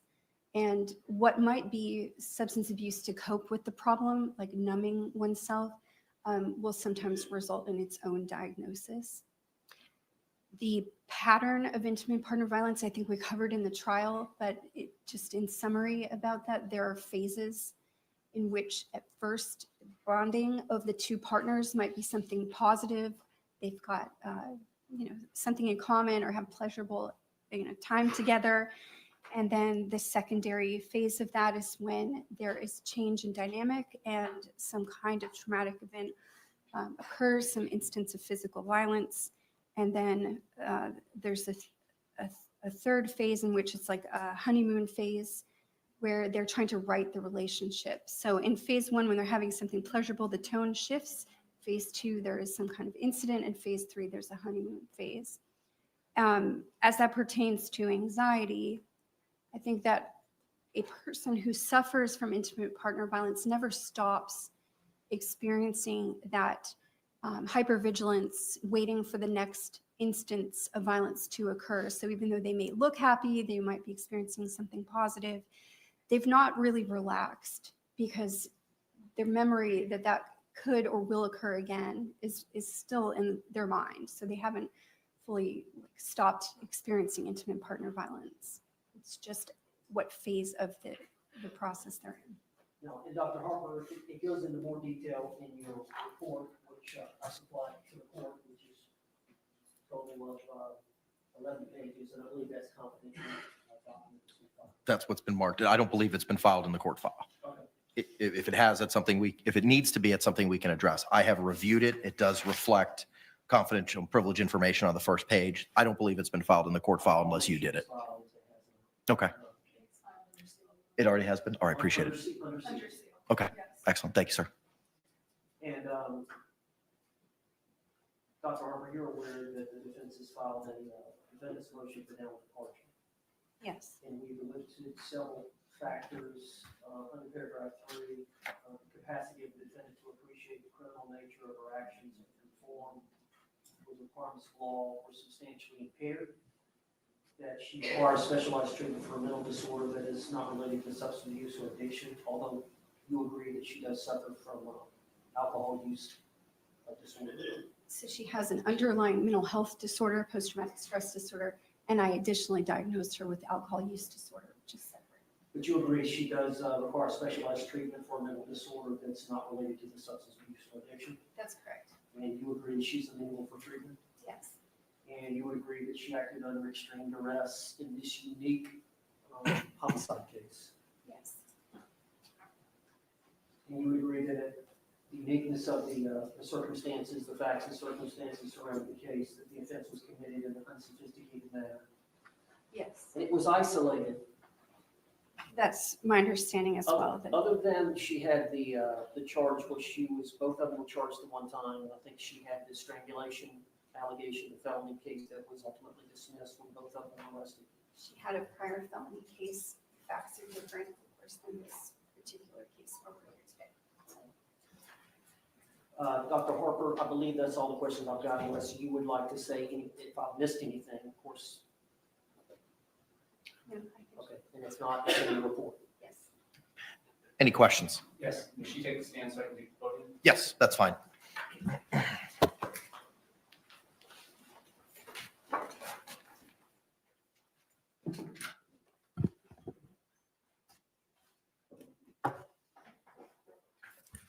You may inquire, sir. In pages 1 and 2 of your report, you go through the sources of your information, correct? Yes. And that would include 8 interviews that you had with her from the course of August of 2020 through September of 2024, correct? There were 9 interviews, but 8 dates of service are listed. You did the Miller Forensic Assessment of Symptoms Test, or MFAST. That's right. Inventory of Legal Knowledge, ILK. That's right. Clinician Administered PTSD Scale 5 examination. Yes. You consulted with her attorney. Yes. Videotaped interviews from this court case number of Sarah Boone, interview part 1 and 2, Abraham Moreno interview, Brandon Moats interview, Brian Boone interview, Juan Torres interview, and Melissa Sexton interview, correct? Yes. You reviewed the autopsy photos. Yes. You reviewed some of the digital forensic exhibits, including the Apple iPhone XS and a Samsung SMJ 327 T1 photographs from those 2 devices. Yes. You reviewed Bates stamped discovery pages 1 through 413. That's correct. The crime scene photos are photos of scene taken on June 19th of 2020. Yes. Aspire Health records. Yes. And who do those pertain to? Aspire Health records are for Sarah Boone. Florida Hospital Medical Group records. Yes. And who do those records pertain to? That is also for Sarah Boone. And Aspire, is that a mental health treatment facility? It has an emergency department record, but that would be the place where she was detained under the Baker Act. And it is routine and common in the practice of forensic psychology or psychiatry to rely on the records of other such practitioners. As a source of information, sure. You reviewed the deposition of Dr. Tanya Warner. I did. You reviewed the trial testimony of Sarah Boone, Brian Boone, Dr. Michael Brannon, Dr. Tanya Werner, correct? Yes. The jury verdict form dated 10/25/24. Yes. Witness list notice of filing amended Yes. on this case. Records of Jorge Torres or George Torres involving case numbers 2019 MM 5114, a 911 call and PDF, case 2019 MM 7193, case 2019 MM 7193, Torres Public Records, case 2019 MM 7193, Torres Photos, Central Florida Primary Care Records, Advent Health Orlando Medical Records, correct? Yes. And those latter records that I just mentioned, those for Mr. Torres and not Ms. Boone, correct? That's right. Then you reviewed Sarah Boone written correspondence, Sarah's listing of domestic violence incidents, Sarah's writings regarding missing days of work and Baker Act, and a 74-page life story. That's right. And then case 2018 CF 10573, public records and photos. Yes. And a telephone interview with Melissa Sexton, the property manager, which you conducted on October 1st, 2024. Yes. And a telephonic interview with Philip Paulson, the defendant's brother, on November 26, 2024. Yes. Where has Ms. Boone been housed and living since February of 2020? At the Orange County Jail. And does the Orange County Jail provide mental health services to inmates? It does. And you already testified you would routinely, as a forensic psychologist, review records kept of psychological or psychiatric treatment of a patient or a client, correct? Yes. In this particular case, have you reviewed any mental health records generated by the Orange County Jail for Ms. Boone? No, I have not had the opportunity to do that. So for the last 58 months or so, if she was being seen by the mental health treatment staff at the jail, you have not reviewed those records. That's correct. And they are overseen at the jail, in the Orange County Jail, by a psychiatrist. Are you aware or not? If the person's level of mental health intervention deems them eligible for psychiatry, then they will. And any diagnosis or lack of diagnosis that they have had during the course of the last 58 months, you are unaware of because you did not review the records. That's right. I don't have any other questions. Any redirect examination? No, Judge. All right, thank you. One question. Dr. Harper, I didn't ask you to review those records, did I? No. Thank you. Judge, I believe you said it at the very beginning that I had submitted several letters on behalf of Miss Boone, and she didn't hear that, but I wanted her to be made aware. Yes, ma'am. And that you don't actually read those letters into the record, but you did read them. I have reviewed them. They're in my binder here. How many do I have? Yes. Give me a second. I can tell you. I have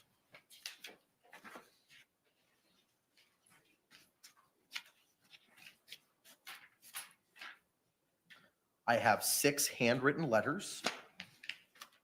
First one is 1 page. Second one is 2 pages. Third one is 1 page. Fourth one is 2 pages. Fifth one is 2 pages. Sixth one is 2 pages. I have a typed letter from Diane Smith, the assistant chaplain. I have another typed letter from a Nicole Ray, a typed letter from a Stephanie L., a typed letter from Philip Paulson, a email from Lana Albert, 2 pages in length, and a 2-page email from a Danielle Parsons. Thank you. Yes, sir. Judge, I would like to call Sarah Boone. You may proceed. If you could take this. Yes, please.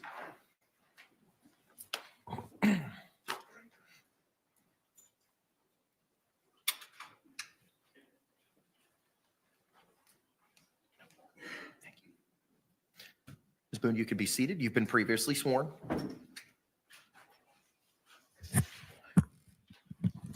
You may inquire, sir. For the record, just state your name again. Sarah Boone. All right. Now, this is unlike a trial, so you're allowed to speak in a narrative form, as well as I understand you have taken some notes or written a letter that you want to read from, and then you want to speak to the court after that. Yes. Why don't you go ahead and get started?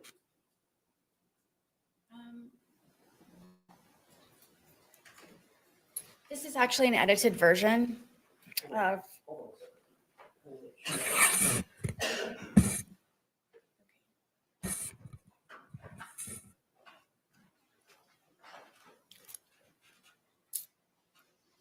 I had a lot to say. I've had a lot of time to think about things, and I didn't really know how to put it on paper. And I didn't know how much I could say or how little I should say. So what I have here is, like I said, an edited version. But I would like to read the more important parts that I feel that everyone should know that wasn't said in my actual trial. And on top of what I have on paper, this is just the tip of the tip of the tip of the iceberg. So I wanted to read this, and then if I may, I would like to address everyone in my apology on top of my statement. You may proceed, ma'am. Kintu Sukuroi is a kind of Japanese ceramic style which means to repair with gold. In this tradition, when a ceramic piece breaks, an artisan will fuse the pieces back together again using liquid gold or gold dust lacquer. So rather than being covered up, the breaks become more obvious and a brilliant new piece of art emerges from the brokenness. It embraces flaws, weakness, and imperfections, and also teaches the essence of resilience. Every crack in a ceramic piece is a part of its history, and each piece becomes more beautiful because it has been broken. This is the wisdom of Kintu Sukuroi. In my wisdom and with all of my repairs, then, now, and ongoing, God is, has been, and will always be my artisan. All of my gold is forgiveness. This has held me together, made me shine brighter, and overcome the damage caused by Jorge Torres, the Torres family, the justice system, Orange County Corrections Department, social media, scoundrel detectives, infamy, defamation, ongoing constitutional rights violations, second-degree murder, forced into being pro se. Just as gold is very precious, forgiveness is invaluable. Forgiveness is not an attempt to change or forget who, what, or how you've lived through to be so gold, but an act of grace, humility, and considerable self-compassion to be set free from sorrow. Withholding forgiveness denies your brilliance and adds even greater grief and deeper heartache, irreparable cracks on top of the already that no one deserves, no matter the pain or disappointment, untruths or injustice. It doesn't matter, as the more broken you are, even though now different than before, you've become more outstanding and more extraordinary. Above all, when you let go of blame, misunderstandings, excuses, give up your anger and cease from resentment, this is forgiven. And when you forgive, you heal. And when you heal, you move forward. My goal begins with Jorge Torres, and every time he slapped me, kicked, punched, spit on, raped, stabbed, choked, laughed at, pushed, pulled, dragged, whipped, tripped, stole from, lied, terrorized, threatened, humiliated, forced, degraded, made me cry. Every time he tried to end me, defeat, or destroy. I forgive George for beating me senseless, for trying to sleep because I had to go to work or my son's field trip the next day, for ruining my deceased family's heirlooms, traditions, and keepsakes, my son's furniture, destroying the television we watched together, for wrecking our townhome by breaking windows, punching holes in the walls and doors, ramming his entire body into glass doors, kicking in my front and back door over and over and over, for breaking or removing the locks from all of the doors and sometimes the knobs altogether, so I had nowhere to feel safe, including the sacred space of my son's room where he beat me bloody on his bed.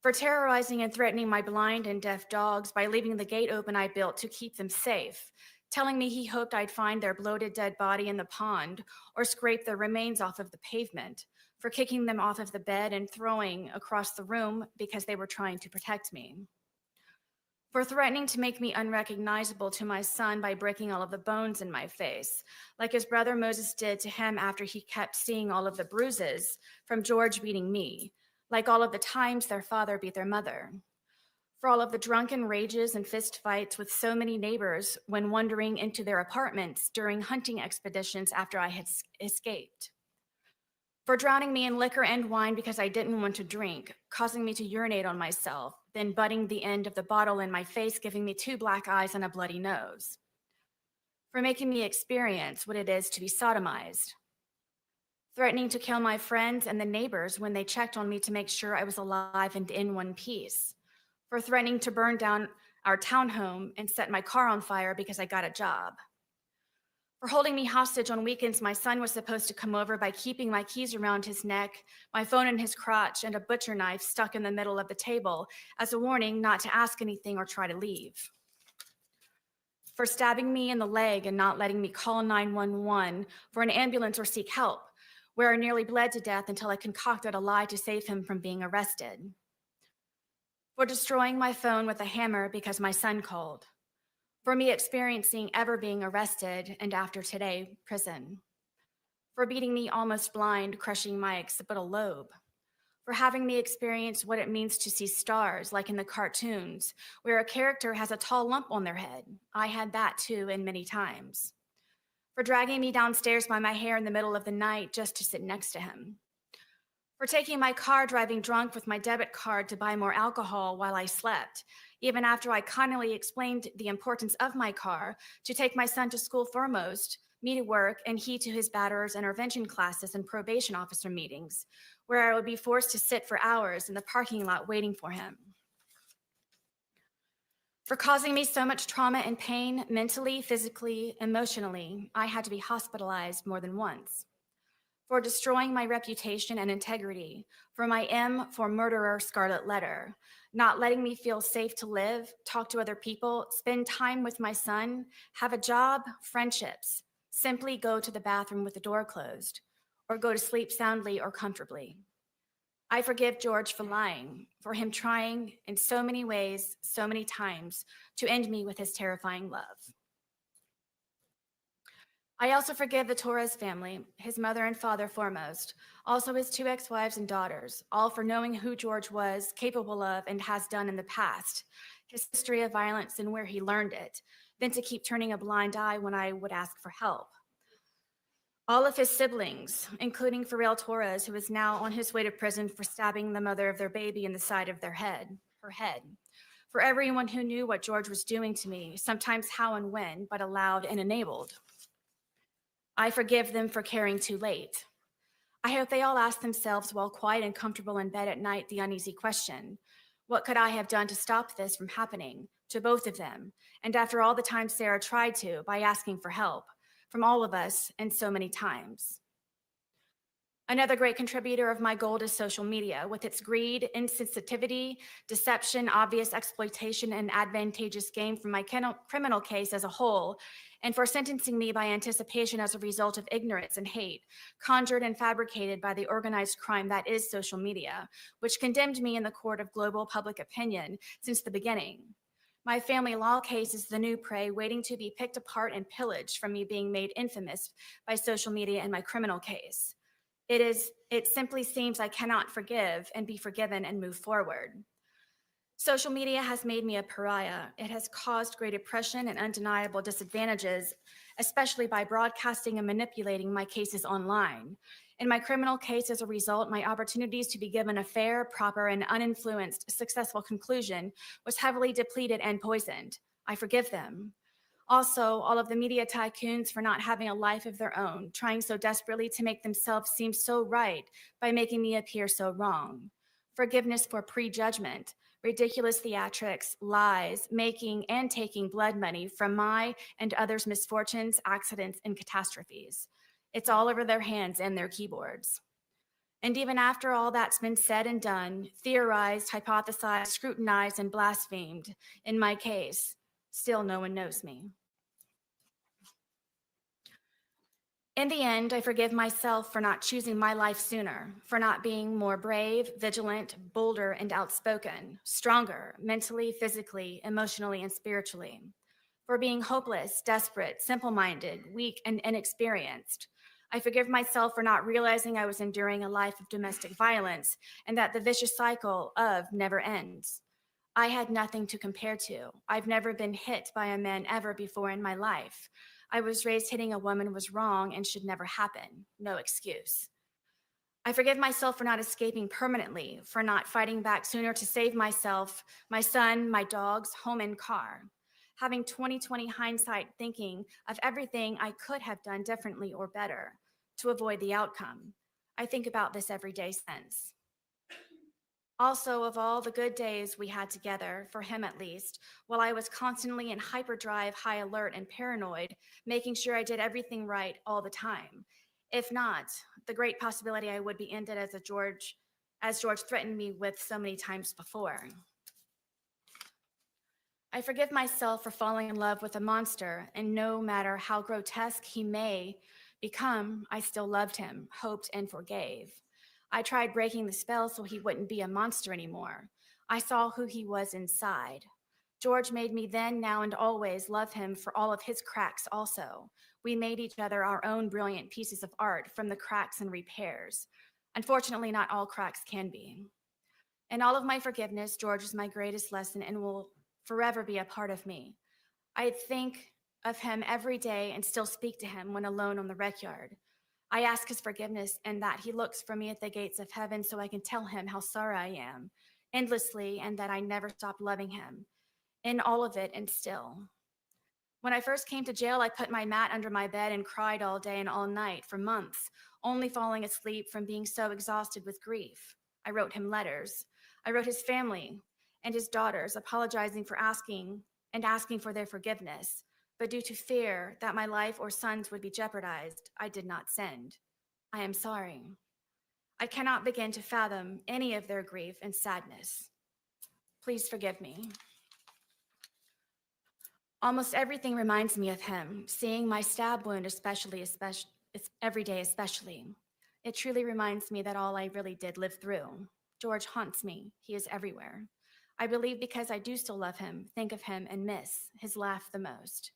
In my heart, I know he is with me and understands that this tragedy was not intentional. I hope everyone can, his family foremost. I didn't mean for this to happen. Please wholeheartedly know that, and always, I would never.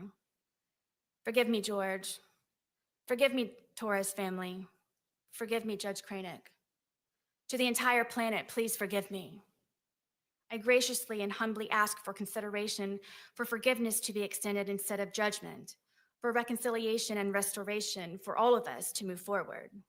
My apology is profuse and ceaseless. Allow me, please, to brush off the muck, wipe the blood off of my face, and fix the cuts in my skin. I ask for understanding in what really happened and for how long, for second chances, repentance, and redemption, to advocate for all domestic violence survivors, to help them overcome, heal, and still hope, always, to make their voices heard, to confidently walk with all of their scars on the outside and the inside, to help them not ever become a casualty of domestic violence as so many others, to stop the abuse and maltreatment before it's too late. There is always hope, and you can survive. In my soft-spoken conclusion, I ask this: would I be the darling mother, celebrated woman of the year, if it were I who died? How many daughters, mothers, sisters, aunts, grandmothers, nieces, and friends have been because they did? I am a survivor. Learn to do good, seek justice, rebuke oppressors, defend the fatherless, plead for the widow. Isaiah 1:17, all-encompassing, protect the abused. Ms. Boone, is that the end of your written statement? Yes. Now, gathering your thoughts, did you want to make an oral statement? I do. All right, would you do that now? Yes, please. My statement, my verbal statement, is primarily to the Torres family, to the judge, to his daughters. I know you all know who I really am, and that I did care for George, and that I do still love George. I know you know that we had very many good days, and I take offense to the statement of being said that this is just for a moment. Right now, with me here in the courtroom in front of you all, this is just for a moment. But the moments before that, in order for me to be here, is endless. It's everlasting. The scars that I have on the inside, my outside scars have healed, except for my stab wound. But this has changed me as a person to see things differently and to understand things differently and to not be weak and just try to protect yourself, and forever, regardless of the time that I may receive from today, I forever will have this experience. I forever will have George Torres with me in my heart, in my mind, my body, and my soul. As he and I used to say that we were one soul split into two bodies. This is not just for a moment. It may be for everyone in this courtroom, but when I leave, this is forever. When you all leave, that this is forever. This is forever for everyone here and those who it matters to most. I am one of those who will experience this forever. I'm sorry. Words do not define my shame, and I don't know what else it is that I can say and convey to the Torres family how this happened. The ifs and whys and how really don't matter. It happened, and I'm sorry. Words cannot describe. And I hope that everyone can forgive me, the Torres family most of all, and his daughters, because I know what he meant to them. And I don't think that anybody ever understood what he meant to me and I to him. And I ask for forgiveness. Ms. Boone, I have just one or two questions, if you don't mind. And you can speak on it if you want or not. But this is a unique case, and one of the reasons it's so unique is that you were in jail for 4.5 years prior to your trial. And I understand that when you were brought up as a child, that you did have some spirituality in your family, some church, some religion. Always. But I understand that you got away from that. Did you have a chance during the 4.5 years to look back at your spirituality? Absolutely. You know, everyone supposes that this is one of the worst experiences of my life, and it's actually been one of my greatest. If I were not beaten to death, I was going to work myself to death on the outside, and I never had time to get back into my Bible and to pray and to be with the Lord. And I, being here incarcerated, have had time, of course, to get closer to God, to reacquaint myself to Him and realize what it's all about. This is all temporary. And when I say temporary, I don't mean by being set free in jail or from prison or wherever else. It means being set free and temporary, meaning that you work for something higher, you work for God, that you strive for your crown to be placed upon your head by Jesus Christ by being said, "You have done well, my good and faithful servant." I've always tried to be a good and faithful servant. I was just a servant as opposed to doing all that I can when my family were alive and I was going through everything up to this point. I've become so much more closer to the Lord, and it's made me such a better person. And I hope that I am an example going forward of the Lord's light and can draw many people to me because of it. Any follow-up, State? No, I assumed that was the final word. Thank you. She can return back to council's table. Anything else from your side of the ledger, Mr. Owens? No more witnesses, Judge, just arguments. Okay. Anything else in rebuttal or just proceed to argument, State? Just proceed to argument. Okay. All right. Once Ms. Booth's seated, you can proceed with your argument, either Mr. J or Mr. Cacciatore.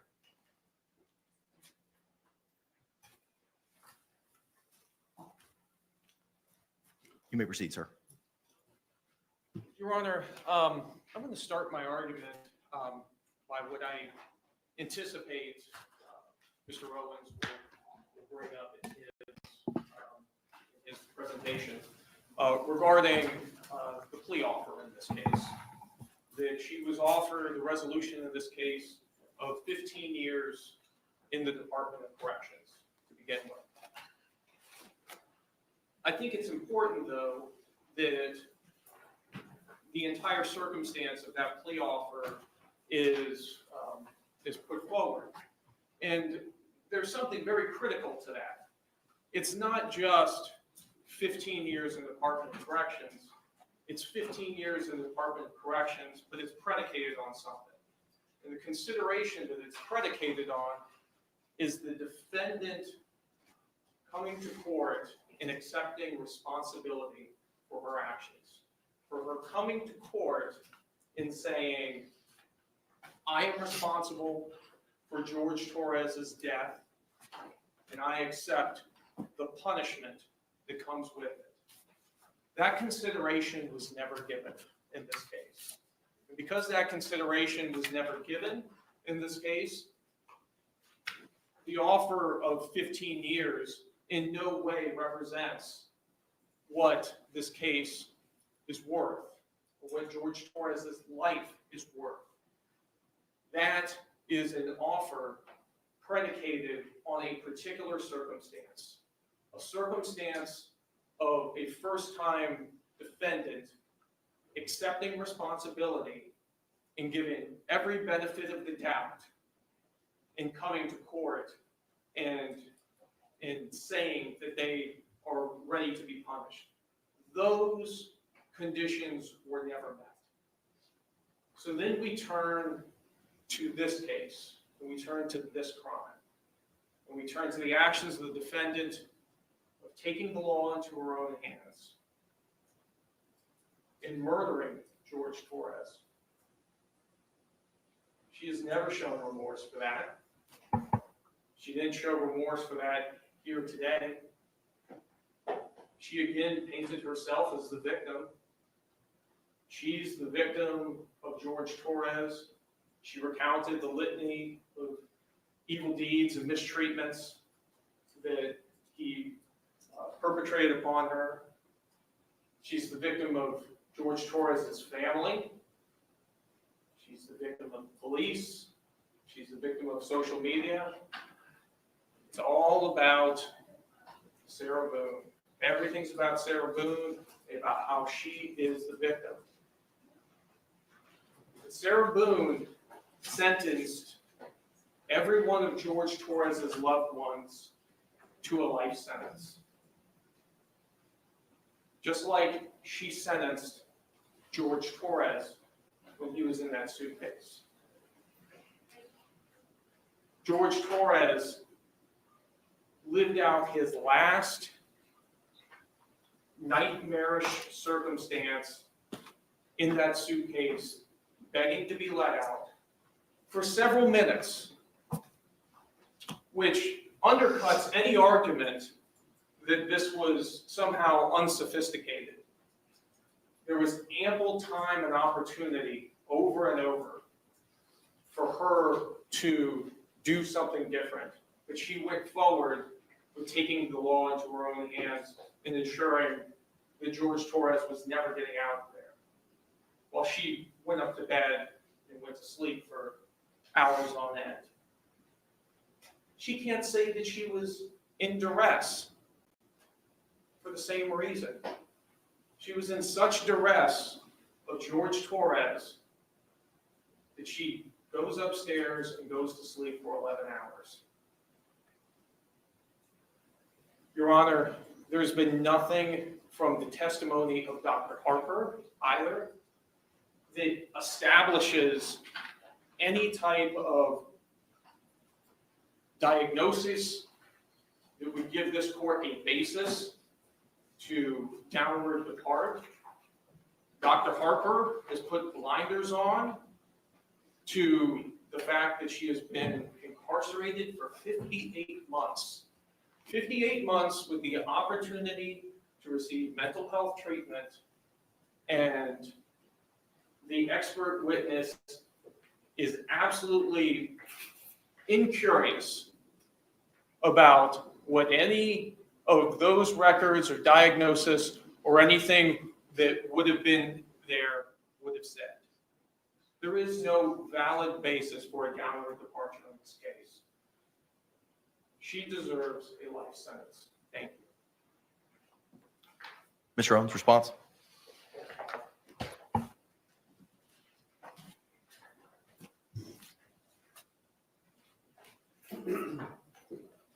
Just credit. First off, I want to thank you for taking the time to hear our side, hear the witnesses, and review the letters on Sarah Boone's behalf.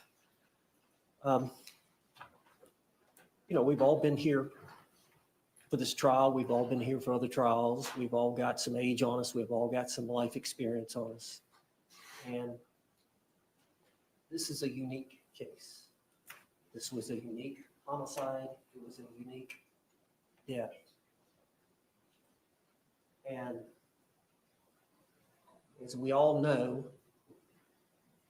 a lot of these cases are not black and white. They're shades of gray. And these crimes don't occur in a vacuum. That there's generally a history, especially involving a domestic couple, a history that comes into play that must be explored. And a lot of what Sarah Boone testified to here today probably happened behind closed doors. And we all know that many times we do not know what happens behind closed doors between a man and a woman in their home, unless there is some reason for the neighbors or law enforcement or somebody else to get involved. And that happened in this case. And so gradually over time, as this event occurred, there was an investigation, and it was learned that there was a history of domestic violence involving these two parties. And what we learned was that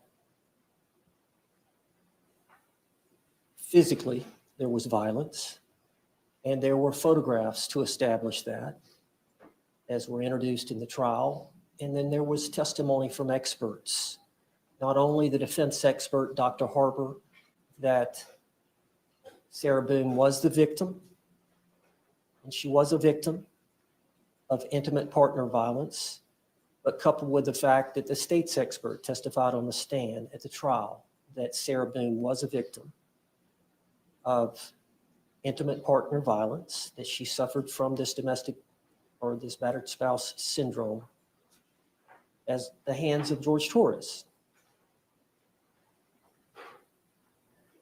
So there's two sides to it.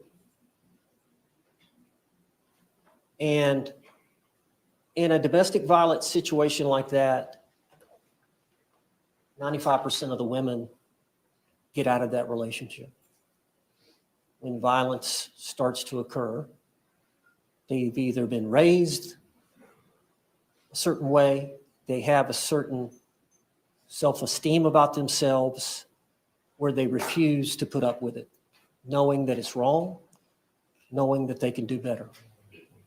But there is a small percentage throughout the country that for whatever reason, mental health issues, addiction issues, whatever it is, it's complex.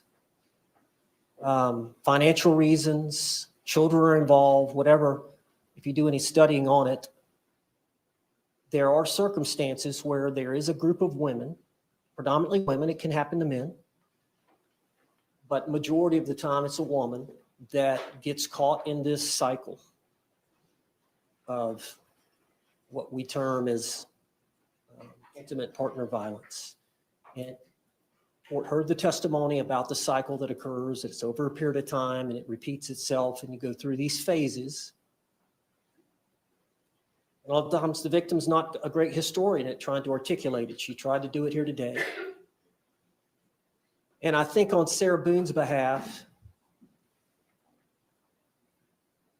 she is a unique individual. She's got the personality that she's got. I don't know, you heard from Dr. Harper that a lot of that was formulated based on the way her mother did not bond with her, the way that her father was the way that he was, the fact that she lost several relatives at a young age, and the trauma that can result. We heard from Dr. Harper that she did suffer from post-traumatic stress as it relates to that trauma in early childhood, and then again as it relates to the events that occurred between Mr. Torres and her. So it's complicated, Judge. It's complicated, but the jury has spoken. Sarah Boone was entitled under Florida law to present that defense, and she did. That testimony was allowed to be presented. She was allowed to testify. But the jury spoke. And so here we are today with you in a position to decide what is justice for Sarah Boone.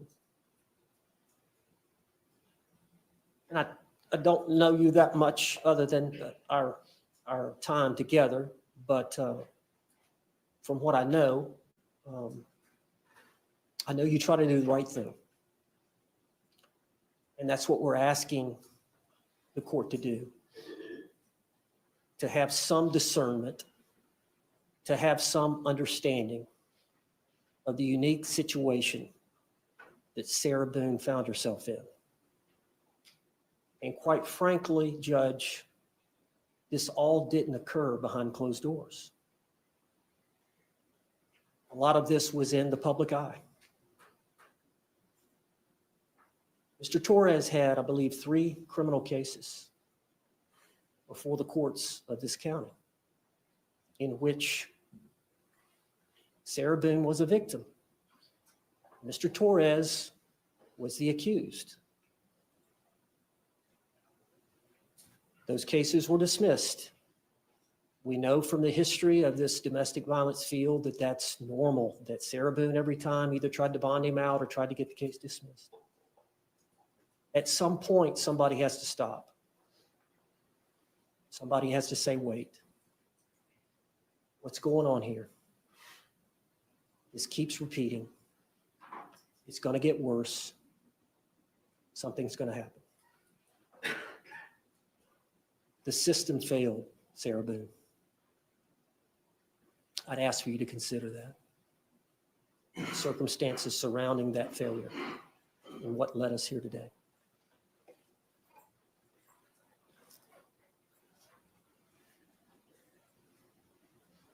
I've asked the court to consider a downward departure. I believe you've gotten a copy of the score sheet. Not since before trial. Okay. Is the score sheet stipulated to? Yes, yes, sir. All right, you may approach. Thank you. Yes, sir. Judge, I was provided that here today, and I believe, I can't remember the total number of months that it involves, but divided by 12, I think it's 20 months. 20.6 is the low end of the guidelines or something about. It's 246.0 months based on the score sheet. I did the calculation, but I believe that the low end is 20 years. I'm sorry, 20 years, 20.6 years state prison, I believe is the low end. 20.5. Yes, sir. And as the court knows, I believe it's on page 3. There are some aggravators that the court can consider in opposing the sentence, and then there are a list of mitigators that the court can consider in downward departing, meaning going lesser than the low end of the guidelines. And in the defendant's motion for downward departure, we mentioned, and I had Dr. Harper testify about 2 or 3 of the grounds, and the court needs to only find one to go below the guidelines. The capacity of the defendant to appreciate the criminal nature of her actions and to conform said actions to the requirements of the law were substantially impaired. Judge, I don't have to reiterate the facts and circumstances surrounding this event. You were here, you heard the testimony, you heard the circumstances surrounding what happened and how it happened. I would ask that you consider that as a mitigator.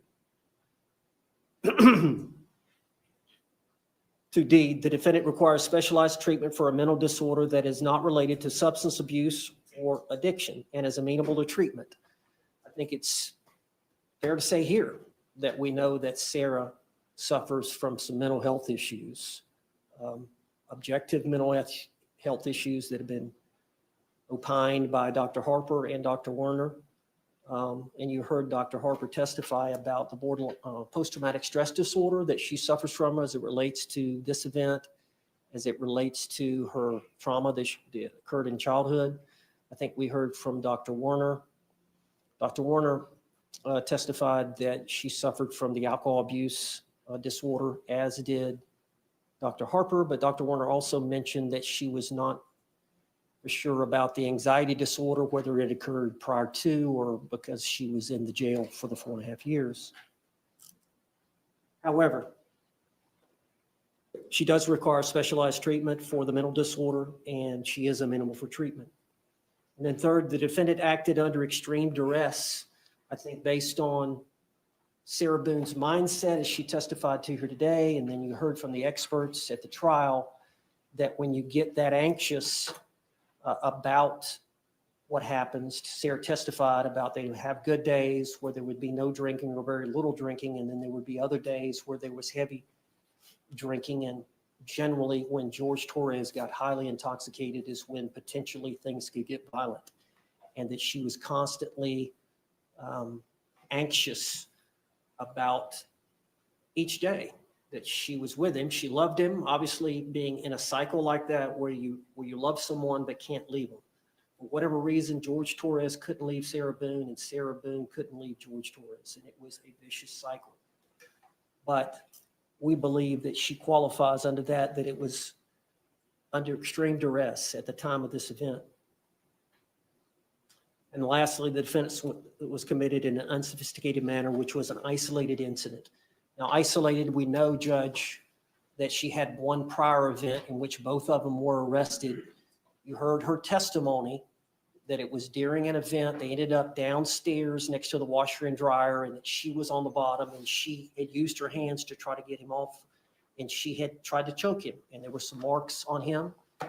And she was arrested for domestic, I think felony domestic violence battery, as well as he was arrested. I think a few days later, both of those charges were dismissed against either party. But she has no criminal conviction record. She has never been convicted of a crime other than that event. Now, I think that can be distinguished. So we believe that it was an unsophisticated manner. Obviously, the uniqueness of this event is unsophisticated. Anybody that would calculate that they were going to murder somebody by putting them in a suitcase and let them spend the night, and the next morning, not try to dispose of the body, not try to put the suitcase in a car and go dump the body, not try to dispose of the bat, do something. She did nothing. No attempts to tamper with evidence. No attempts after the fact to uncover any conduct whatsoever. No attempts to delete the videos from her phone. Here's my phone, voluntarily given that information. I think that goes to the unsophisticated manner, unintentional death that occurred.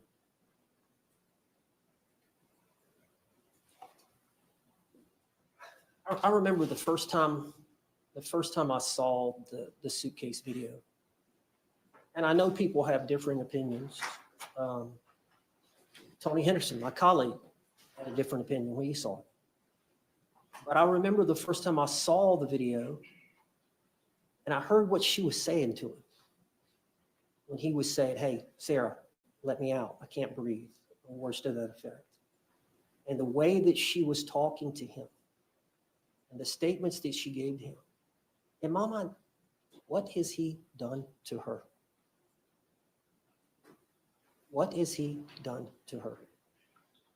Any loved one you see in a situation like that is going to run and let them out.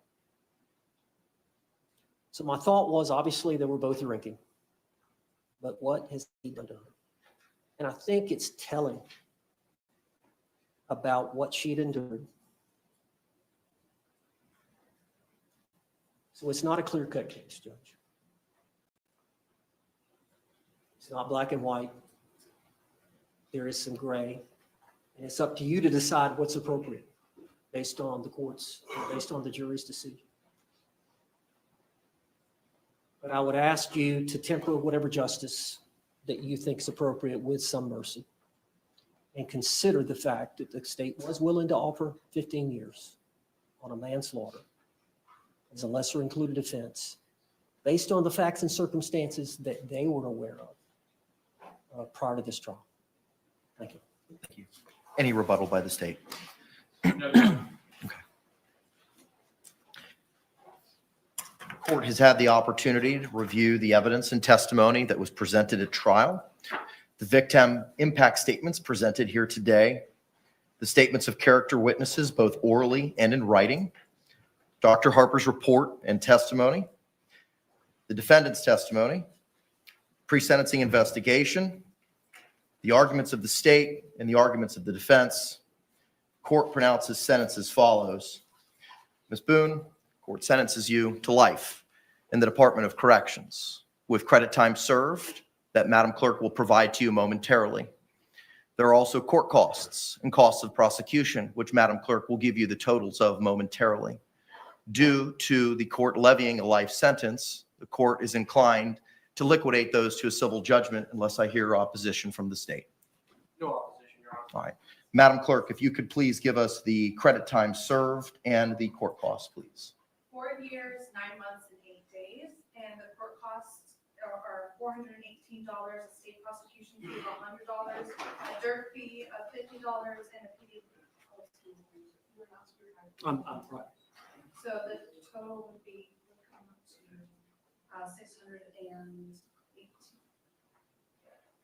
$618. All right, ma'am, the court costs and costs of prosecution are $618.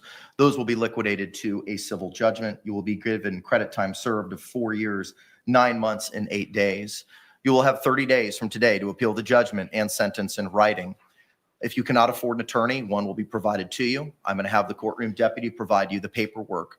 Because you've been incarcerated for the last 58 some odd months, the court is going to declare that you are indigent in this matter. I cannot appoint the public defender to represent you as they are conflicted out. Similarly, I cannot appoint the regional conflict counsel to represent you for the same reasons. The clerk will appoint an attorney from the conflict wheel who specializes in appellate litigation. And again, you'll have 30 days from today to appeal that judgment and sentence in writing. Do you have any questions for me? You will now be remanded into the custody of the Orange County Jail to transfer you to the Department of Corrections, and I wish you the best of luck. State, anything further? No, Your Honor. Defense, anything further? All right. Thank you all very much. Court's off the record.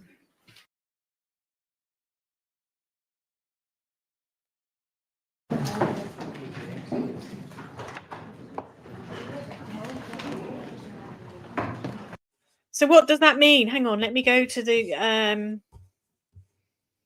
refresh it and see the chat, and then somebody will say in the chat, I'm sure. Oh, it's live. No parole on life in Florida.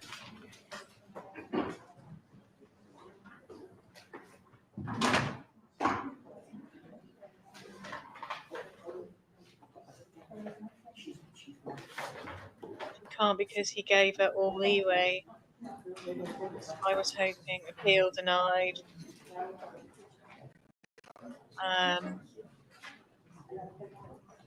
People are just trying to confirm if there's parole in Florida.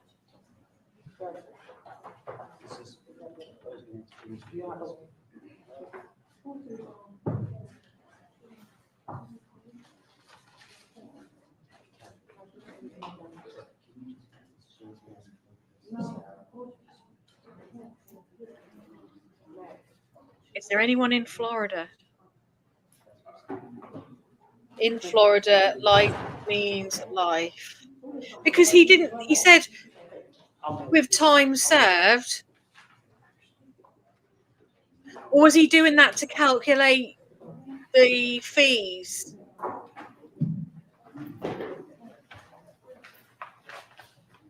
No judge would have said, Jen, get up here and talk to me, tell me.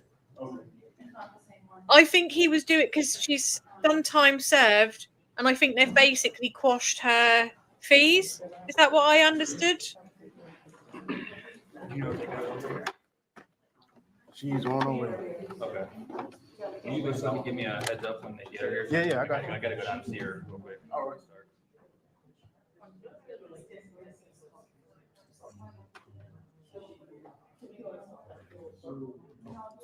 I bet that's took the smug look off her face.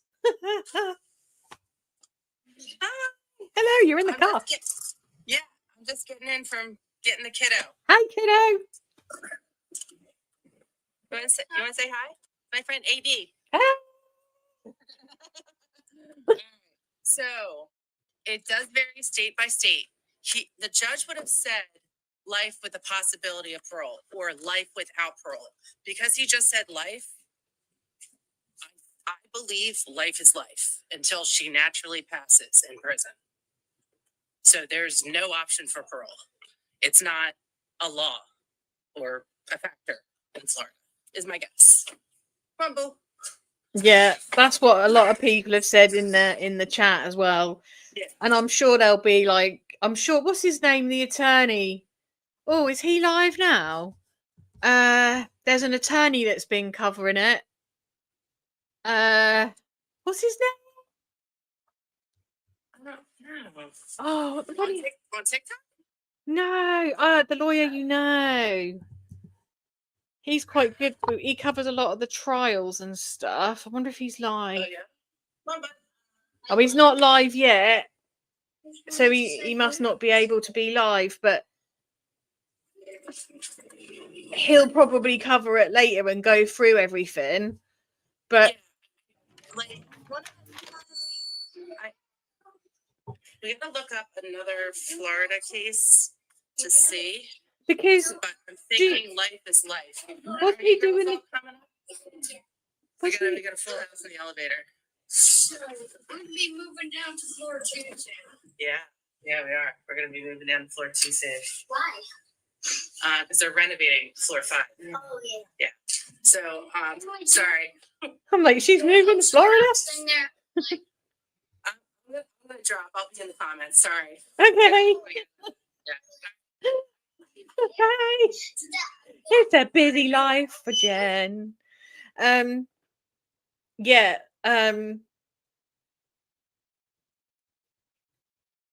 People are saying no parole, no parole, no parole. So I'm thinking, from what I can gather, the thing he's been, I think the money side of it. Who gets court costs at $612? They should have whacked up all of that and then took it out of her commissary as well. But do you know what was really sad was the thing with the sister saying about the suitcase, and like that a suitcase is a trigger.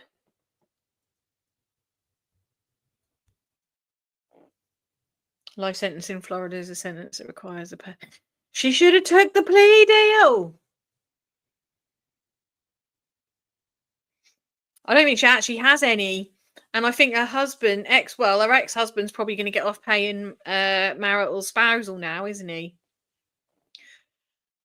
When you hear, it's those little things that you hear, isn't it? Like these little things that you hear about what's gone on here. Like, to me, it's just those things. So like when we do a sentencing and we do hear the impact statements, like when we were watching Lakens yesterday, it was showing the body cam footage of the parents being told. That really sticks with you. And then you get someone that says something like that. It wasn't even her in the suitcase, but because it was her brother and because she's seen the video, it's triggering for her, and like she has to leave the zip open, even though it's just clothes or whatever in that suitcase. Sentencing takes a while because you have to go through victim impact statements. I bet he was like, life, I'm off. Life, I'm getting out of here. Life. Like, I bet he was just like, oh, bloody hell, like, oh, I'm so done with this case. And the whole, like, can we have a retrial? No, denied. She didn't do herself any favors whatsoever in that appalling speech.